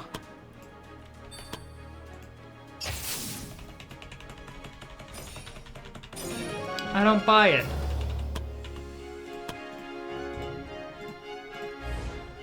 It is the thing with the Merry Plunderers. They die on literally every quest. Someone is dead. I've had too many deaths with this party to think otherwise. Okay. I was hopeful. I need that quality of chest for, I'm gonna take a rest here because everyone is battered, tired, exhausted.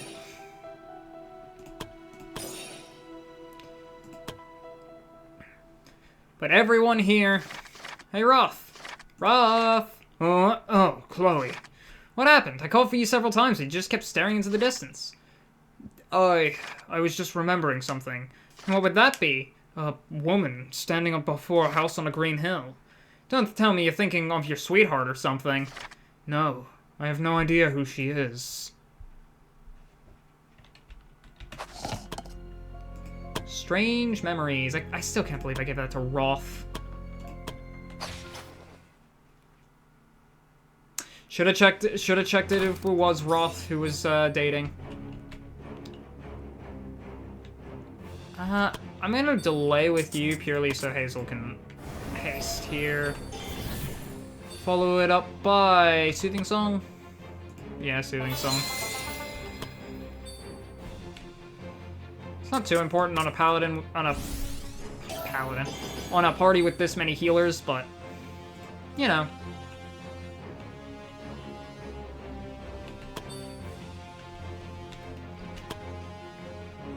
Alright, a lot of bandits.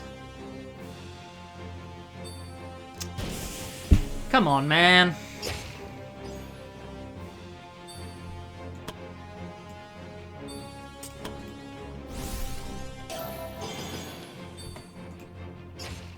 Come on, man. Come on, man. Ha, sucked in. Now you're stuck standing next to the wizard.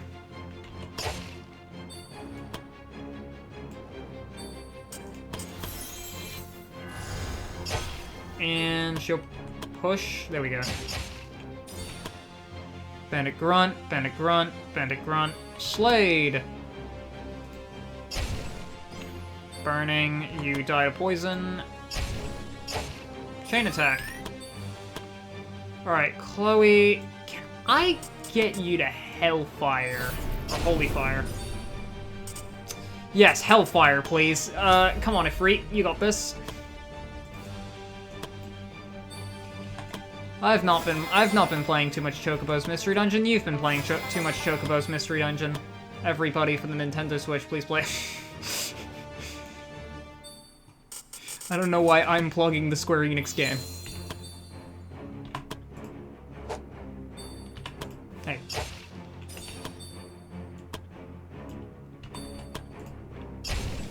Alright, just those infallible principles I was talking about earlier. I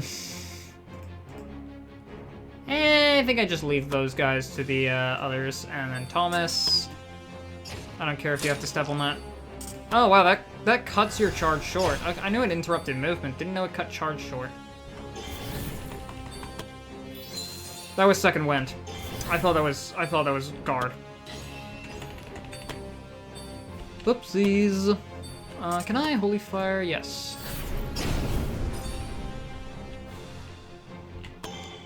Alright. That Bandit Maniac is going to be put to rest by... Brick. By that. Bloody Axe comes in, but it's blocked, countered, and killed. Blocked, no counter, no kill. Empowered. I don't think I need it empowered, but... I have this little thing called BP, and goddamn, I'm gonna use it. Blow up that guy. Oh, whatever, I have a lot of BP. Or AP, that's what I meant to say earlier. Alright,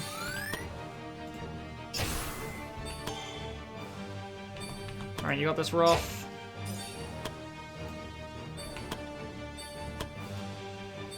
Give a Aura of Protection in case Thomas misses. Good.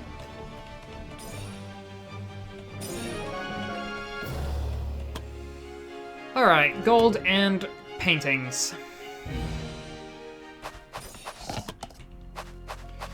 You know, ironically, I think in that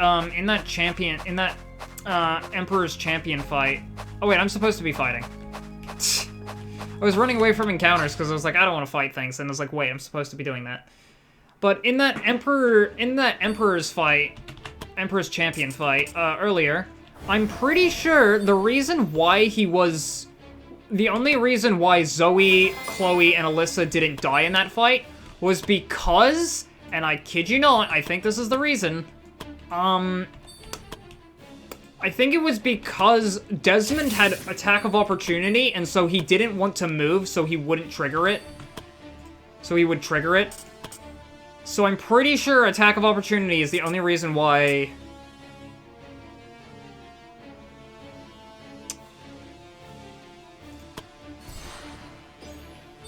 Meta Magic and Power. Good job, Chloe.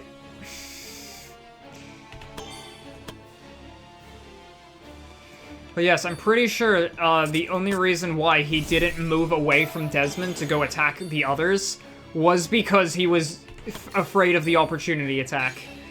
Because I'm pretty sure he does move away to go attack your squishier party members if he can. Especially considering he could have been able to still hit Desmond with, like, Whirling Slash or something. If he would just moved, like, a little to the left, but he didn't want to because Desmond would have hit him with opportunity attack.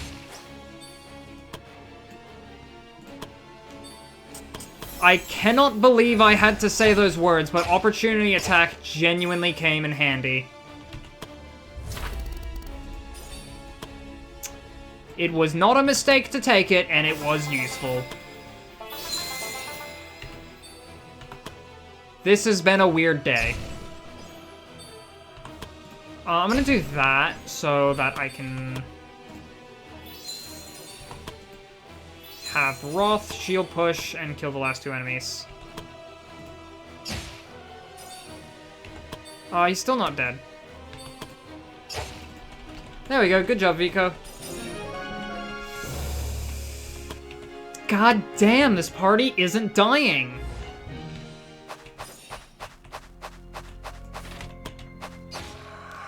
Alright, they got one last chance. And I've also jinxed it now, so it's more likely.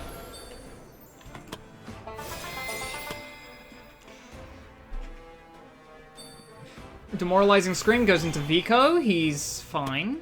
Mostly. Just a little terrified. Not there. One tile back. Can I fireball? I could get both of those. Yeah. Damn. I wanted to get both of them.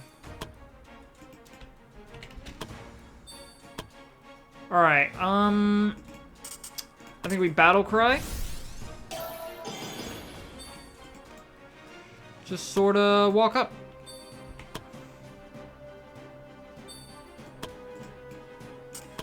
Battle Cry.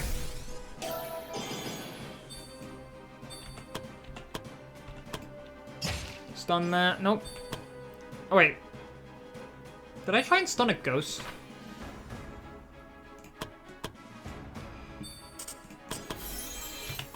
Brain.exe is not correctly responding.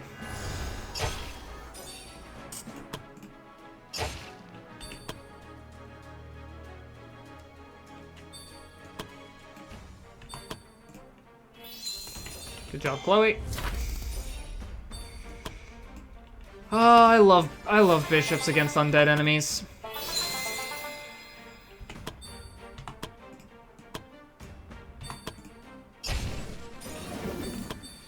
Alright, and ooh.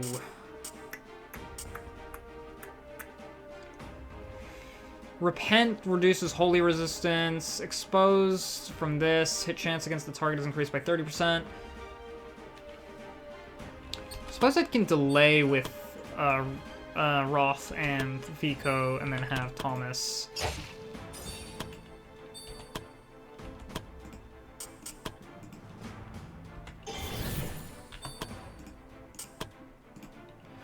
Do the smiting for a bit. Shrieker goes out. Ah, right on the Bard. I think I can move here. Yep, because I'm blocked, so I can get that. Dodge. Dodge the Ghostly Touch and struck back.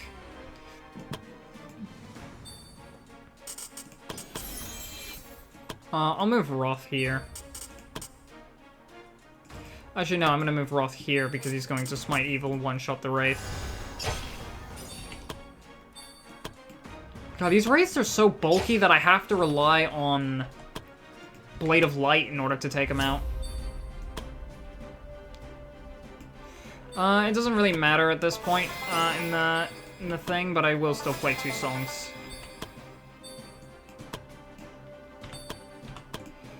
Alright, Firebolt and Chloe. Just finished the encounter.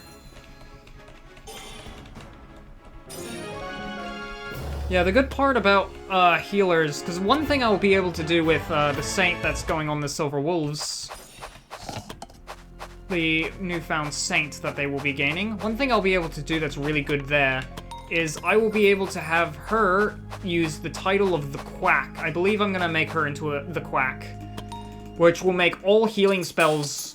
It improves the healing that healing spells do, and it also means that healing spells deal damage to any enemy, not just undead. They now outright kill things. Sadist versus Kind. Darcy and Whitlock's relationship is deteriorated. Conrad and Natalie are best friends. Conrad and Griffin. Paula and Nina are rivals. Late shipment is finished. Gathered rare resources. It was Roth who fell in love, right? Where's Roth? I'm in love? Yeah, what a simp. Alright. Level 13, Roth. What do you got for me here? Reroll that. Come on, you can do better. You did worse. I can't believe you, Roth. Slade. +2. Nice. Chloe.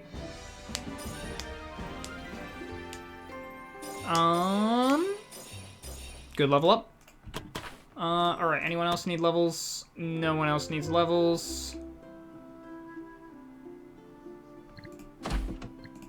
Did I not assign you to the Trial of the Gods?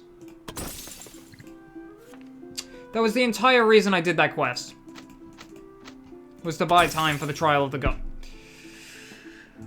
Alright, minor quests. I could send the Merry Plunderers off on this.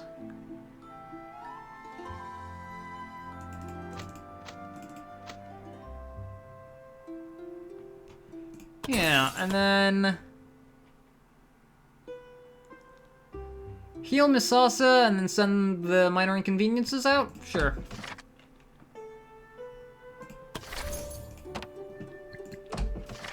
Really wish I could get Ferdinand back, but I did lose him. I think he is a unique item.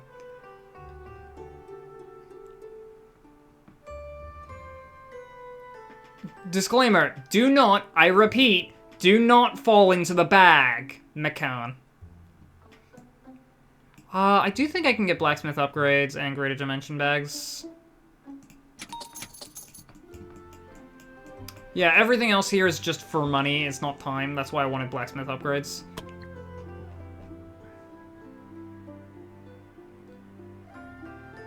Oh.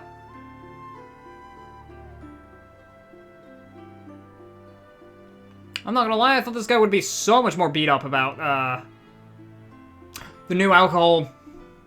It's the rare booze. It's the rare shipment. Hell yeah. Vacation's all I ever wanted. Vacation's all I ever got it. A new 8-star quest is available, but I can't take on 8-star quests. As much as I kinda want to throw them out on an 8-star mission. No, I gotta pick something more reasonable, like a 6-star. Do I have a 6-star? I have a 6-star. Alright, this will be the Minor Inconvenience's turn. Alright. Holy Potency, Holy Resistance, and then one of those was off, I believe? I had this robe for prepared, yeah, one of them is Physical Resistance. Holy Potency, Holy Resistance. Robe of the Saint, all maxed out with... all for maxed out Holy Potency.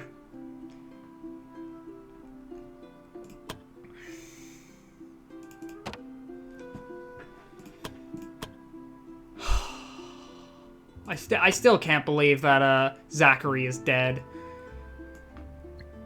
Man, he was so close to the end. He was so close to the end of the playthrough. I can take Kiara's equipment off her now, aside from the adventurer manual. But, like, Zachary was so close to the end of the playthrough. He was literally one mission away from retirement. It's Sword and Shield that I want. I want the Frostbite and Frost Guard, but I haven't killed the thing yet because I want to wait for lovers. But I don't think... We did just get a pretty person on the Silver Wolves, so maybe, but... Heavy Storm Armor. What else am I going to use the Feather of the Storm Talons for? Why not make a killer suit of armor? And all for Ruby, who is an interesting character. Alright, what do we have here? Curtis, I can get you the Demon Bow. You do not have the stats to become the next Beastmaster.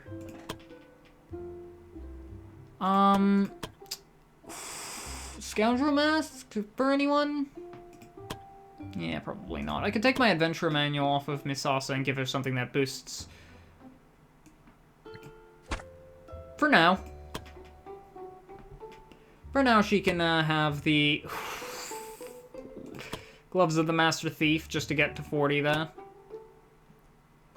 Crown of the Magister. Just boost some stats up to 40.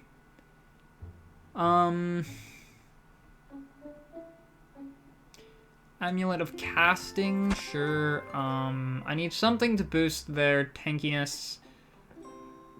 Where am I going on this mission? This is the forest mission. I will give you a Ring of Poison immunity in that case. You might run into some Lithos. I guess just take that badge. And this should be a good... Yeah. I can replace that for... I can replace that for a Knight's badge.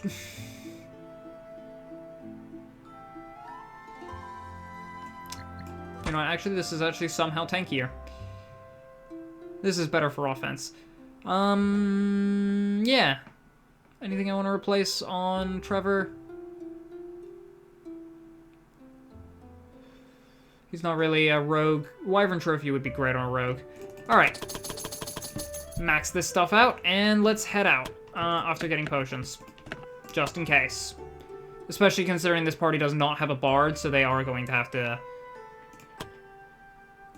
be careful. Have I never sent these guys on a mission before? Wow. Or at least not since the... I guess the minor inconveniences have had a lot of deaths. They typically do that.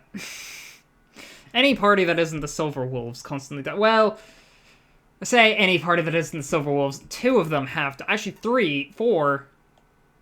I think there's a total of, like, 4 deaths on the Silver Wolves, so, like... One was Zoe, and that was undone, but... Play a battle song. BP and everyone gains... Oh, those aren't just empowered stacks. Those are actually pretty good. Do I have anyone in this party who's kind?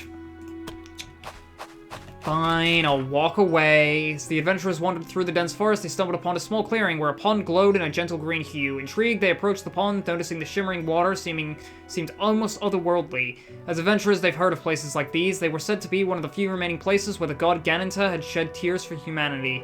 This place was believed to be imbued with great power, but only one person could take that power before it would disappear. It was also great value in taking that power, but some of them wondered if they should just leave it be. They noticed the lush forest around them and speculated that it was more than likely thanks to the blessed pond. Leave the pond alone. After a moment of contemplation, the adventurers decided to leave the pond alone, to honor its holy nature and avoid any potential consequences of claiming its power. As they turned to leave, a gentle breeze blew through the clearing, carrying with it a faint whisper of gratitude. The adventurers felt a sense of peace and contentment, knowing they had made the right choice. Everyone gains +1 willpower. I was about to say, like, whoa, I can't succeed on that without a natural 20.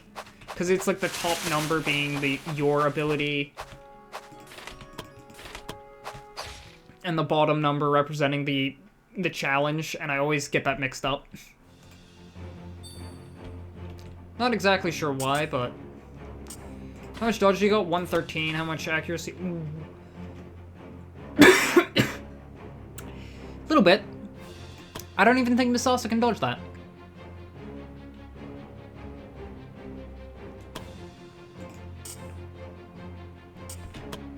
I'll just delay and take the lightning bolt. Almost can dodge it.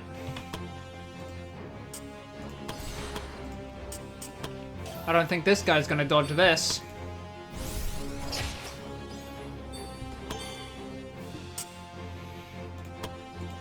Mass Aegis? Mass Aegis. Ancestors Protection. God, I hate your ancestors. And this is why we had the Poison Immunity Ring. Alright, Battle Cry. And Blade of Light. Deadly Toxin comes out. Deadly Toxin comes out. Deadly Toxin comes out. Deadly Toxin. Yeah, I don't want to get poisoned by any of these guys.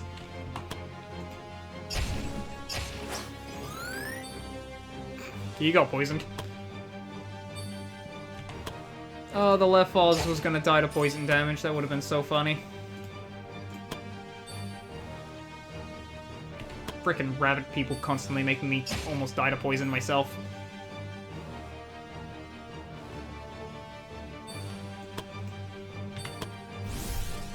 Oh, right, that was the key strikes button. Apply haste on yourself.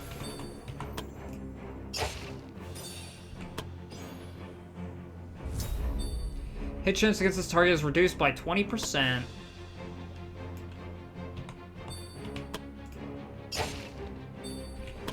More than welcome to try and kill her.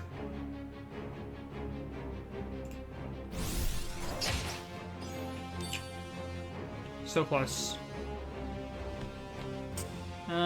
Yeah, I don't got anything for you except to just kind of move up.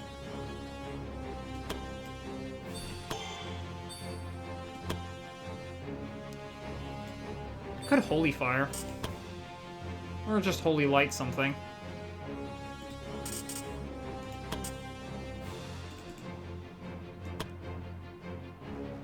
There's nothing to heal back here. I'm gonna go here and cast Holy Fire. Seems like an appropriate move. Chain Lightning. Okay, that goes through. That doesn't reduce dodge or anything, right? Yeah, just lightning resistance, and I don't think anything else can hit Misasa.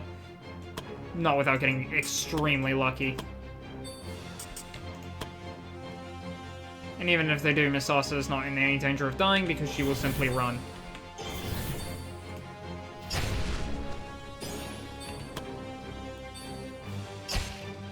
Poison dart. I apologize for... Oh my god. Oh my god. How much poison is that? Ow.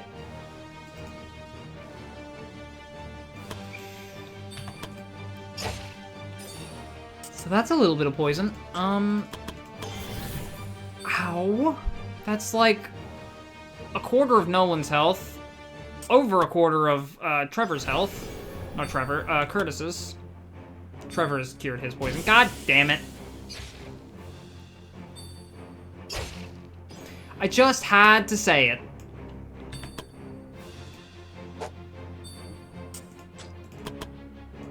I can't electric discharge, otherwise I would hit my own characters. Can kill you, though. Damn poison masters. God damn it. God damn it. So... that's a lot of poison.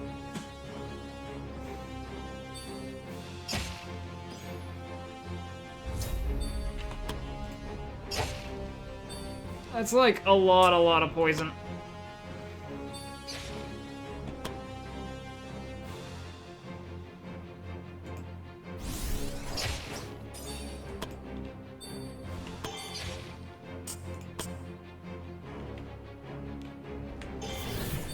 Please don't counter.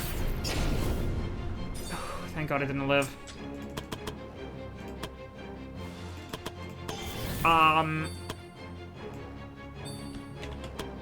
No. I'm not dealing with that poison, thank you.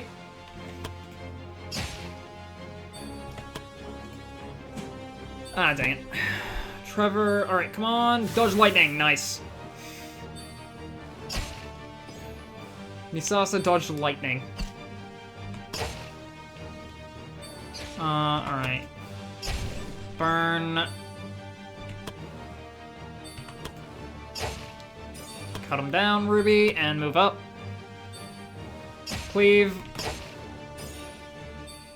Cleave.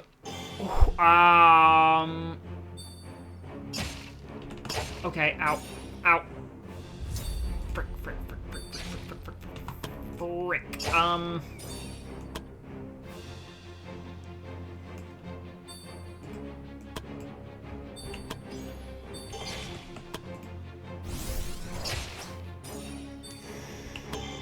Okay.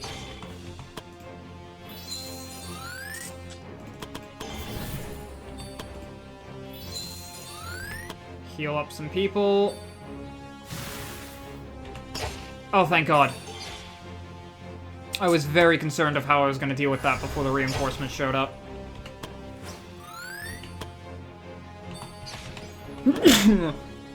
Thank you, Misasa. I kind of need this guy dead now, so... good enough. Thank you, Ruby, for not missing. Oh, okay, that guy's dead. We got a Wildwood Ring. Hell yeah! Not the best item we could have gotten there, but hey. Could have been worse. Alright, 2 and 3 on the flowers. What else are we handling? Oh, 4. Man, 3 flowers right up there.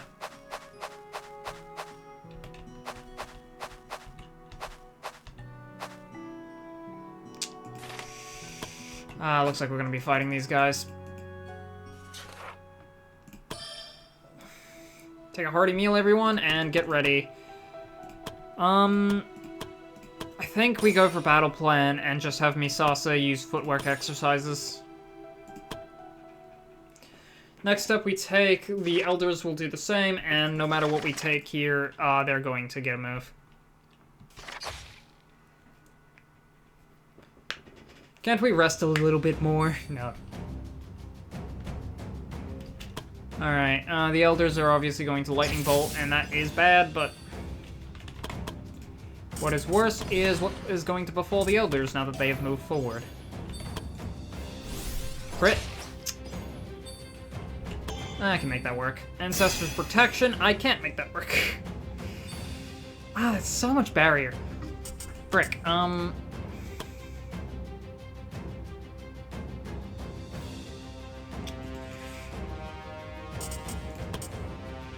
Ah, whatever, just Mass Aegis.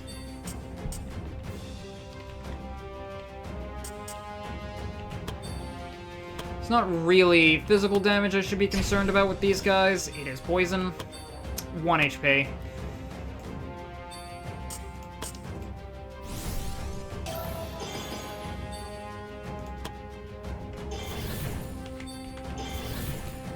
Use Second Wind here.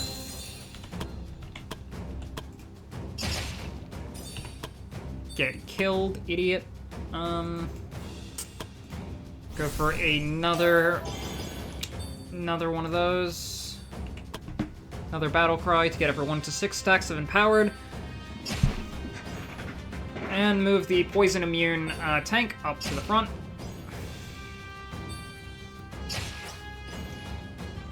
Where he can bait out as many hiddens as possible, and also not take all that much damage, except for the Apprentice. I gotta keep that one in mind, because that one can probably still hit Misasa, despite the fact that she is a very evasive Swordsmaster. I do gotta be careful of that one using Chain Lightning.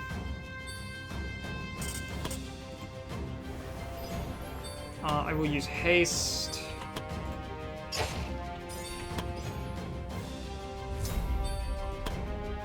Of course, Misasa gets her turn immediately now.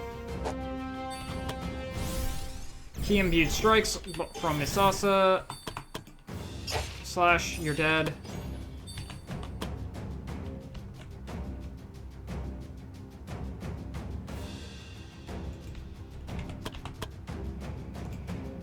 Long shot. Big damage.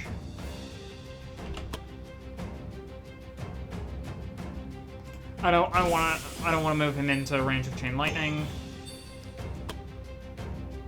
Oh wait, hang on, I can stop the Chain Lightning by doing this.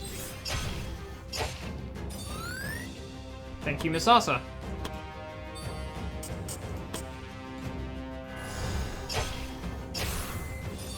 Thank you, Layla. The power of friendship. Now I'm going to make sure you don't do anything stupid. Oh, you're the only target I have in range. 'Tis a shame. The one that was gonna spam electricity is dead. You are not gonna hit that. You will not hit that.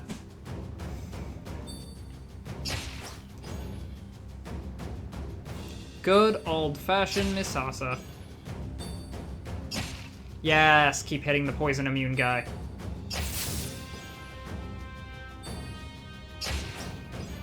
Ow. That guy's not immune to poison. I am gonna swap key strikes with that.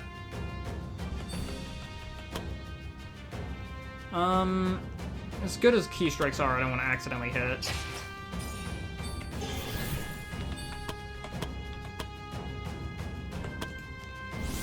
Just do that for the certainty of the kill.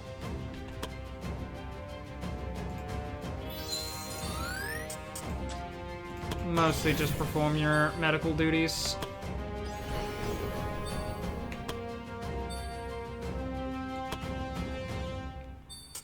That one's gonna go for Misasa. Nice chain attack there. That one is going to get blasted.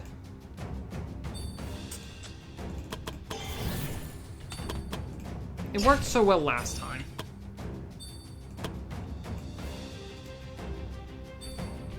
Ruby. Use 1B on limit to shield push and kill that one.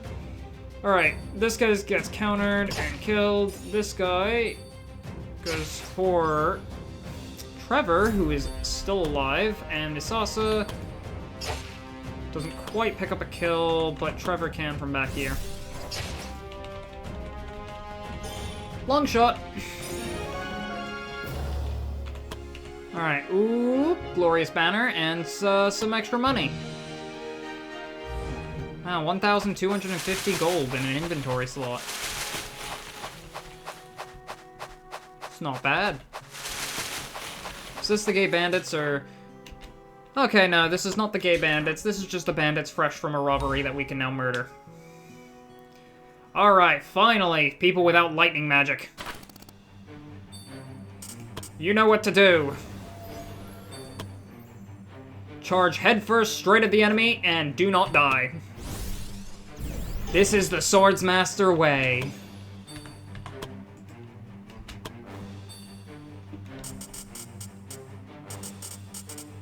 Mass Aegis. Yeah, these guys actually rely on physical damage. Also, Layla is kind of low, so I am gonna store a little HP. Oh, thank God he didn't do the annoying thing. Yep, you guys are not damaging Misasa. Thank you for the damage resistance, or for the barrier.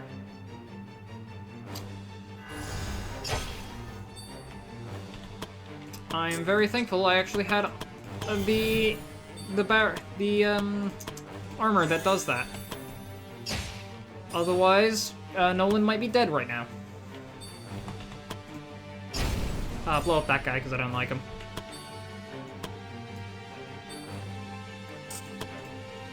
Alright, Battle Cry.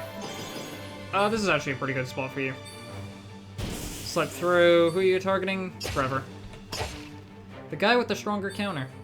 Flash Bomb, that's not hitting. If that did hit, that would have been really bad. Yes, counter. It threw me off for a second there that my, like, mage was asking for a counter, and I was like, what? It's like, my mage is trying to counter? What do you mean? And then I remembered I put the armor on them.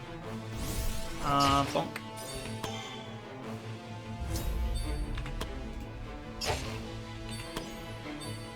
Take your time over here. Misasa is not going anywhere.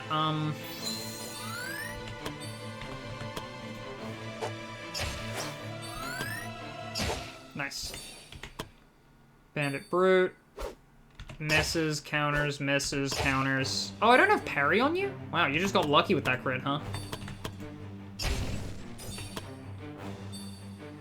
Nope. Swordsmaster is the best class in the game. I'm not sure about that, but, like, it's pretty close.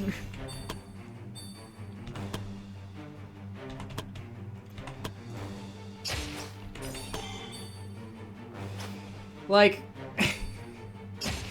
the second that there is an unblockable, undodgeable skill, that's when things go south for the Swordsmaster. But, until then, I would attack that guy, but that is also aforementioned unblockable, uncounterable skills, so...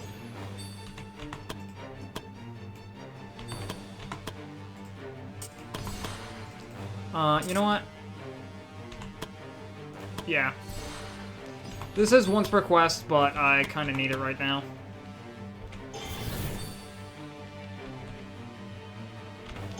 Oh, whatever. Curtis didn't really have much in the way of... 15 poison. Forget that extends the range of Shadow Step as well.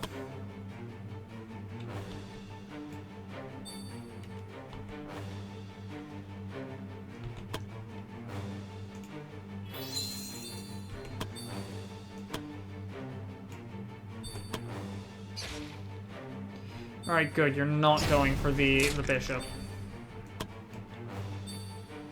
Could everyone use a rally? Yeah, everyone can use a rally.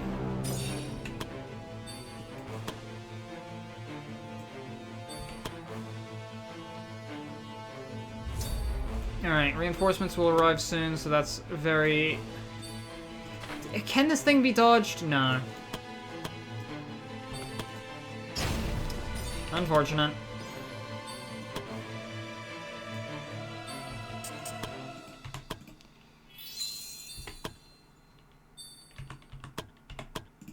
Alright, Curtis. Curtis, man. 95%. Okay, you made up for it. That guy's dead before he gets his turn, and that means before the enemy reinforcements arrive. You're at full SP. How are you at full SP? Oh, Amulet of Casting. That would be why. And also Curtis's banner.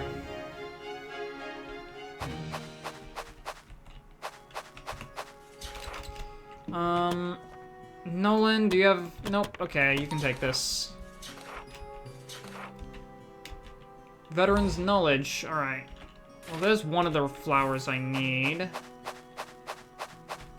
There's the other one. Okay, cool. We just go ahead and pick this up, talk to this person, who is definitely not a cultist. It would never be a cultist.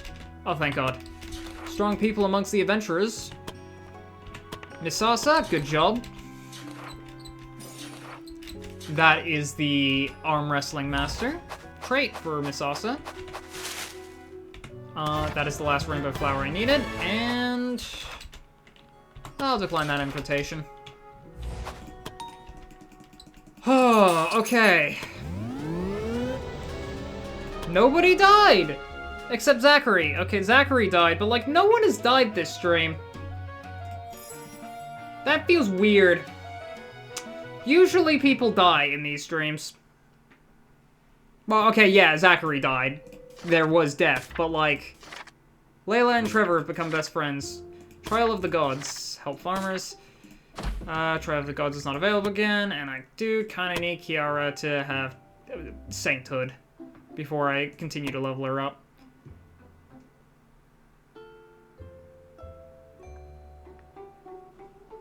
Then again, I could probably... Tempting. Alright, it's been about 4 hours. That is a great stream length, honestly. It's very long, but also very long. That's it. That's what it is. It's very long. And therefore, I'm probably going to turn off here. It's almost midnight where I live here in Australia, so I should probably go to bed. Going to bed sounds good right about now. Kiara has, like, a lot of skill points to spend. I'll spend these all later. Just to make sure she has Pathfinder and Inner Nah. Probably gonna take them, but you never know. Kiara, I want you to take... You can't access the Quack until you've healed people, can't you? Has healed and 1,000 hit points and has dealt at least 1,000 hit points of damage. Yeah, I don't think you've done that much damage. I don't know how to track how much damage you've done, but... As for healing, you have not healed any. Okay, so I'm gonna need to do that. Harmful healing. Healing effects do not heal enemies, but instead they are damaged by 50% of the value. Undead enemies are affected as usual. And of course, at level 3, harmful healing is maxed out. Healing effects do not heal enemies, but instead they are damaged for 100% of the value. 80% and then 100% of the value. Undead enemies are affected as usual. I could spend some gold, but I think I'm gonna hold on to this gold for a little bit longer, considering that the guild never has money, and now we do.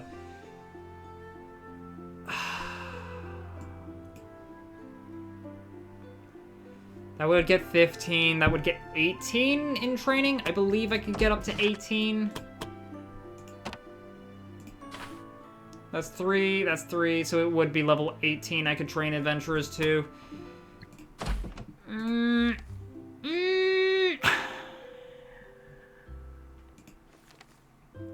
That could be very helpful. Especially considering that the levels have not been going too quickly. We'll decide whether or not we want to do that next time, because it is one more day until the end of the week. So I also got to keep that in mind. I might spend this gold on legendary equipment of some kind, like, I don't know, lightning daggers or something. I already have a pair. Wait, why do I have epic lightning daggers when I have legendary ones? Oh, no, because I have bone fangs equipped, that's why. Those were Zoe's old daggers before I got the bone fangs. And then just said, hey, bone fangs.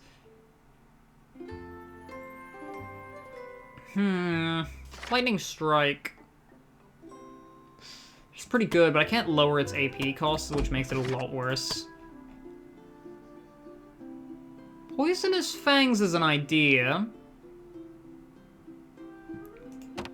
Lean into the poison instead of the bleed, but also she is a bit of a bravery kind of character instead of a poison character, so getting bleed isn't bad. Ah, well, these ideas are for next time, because as I said before, I have been streaming for 4 hours. Kinda feel like I need to go to bed or something. Something reasonable. So, I think without any further ado, this is where we will be ending the VOD. For the Twitch people, I will be discussing who to raid, who to pop in and raid. I don't think anyone I know is live in this time zone right now, but I'll check that in a bit. But anyway, as always, for everyone watching the VOD, get some good sleep. Goodbye!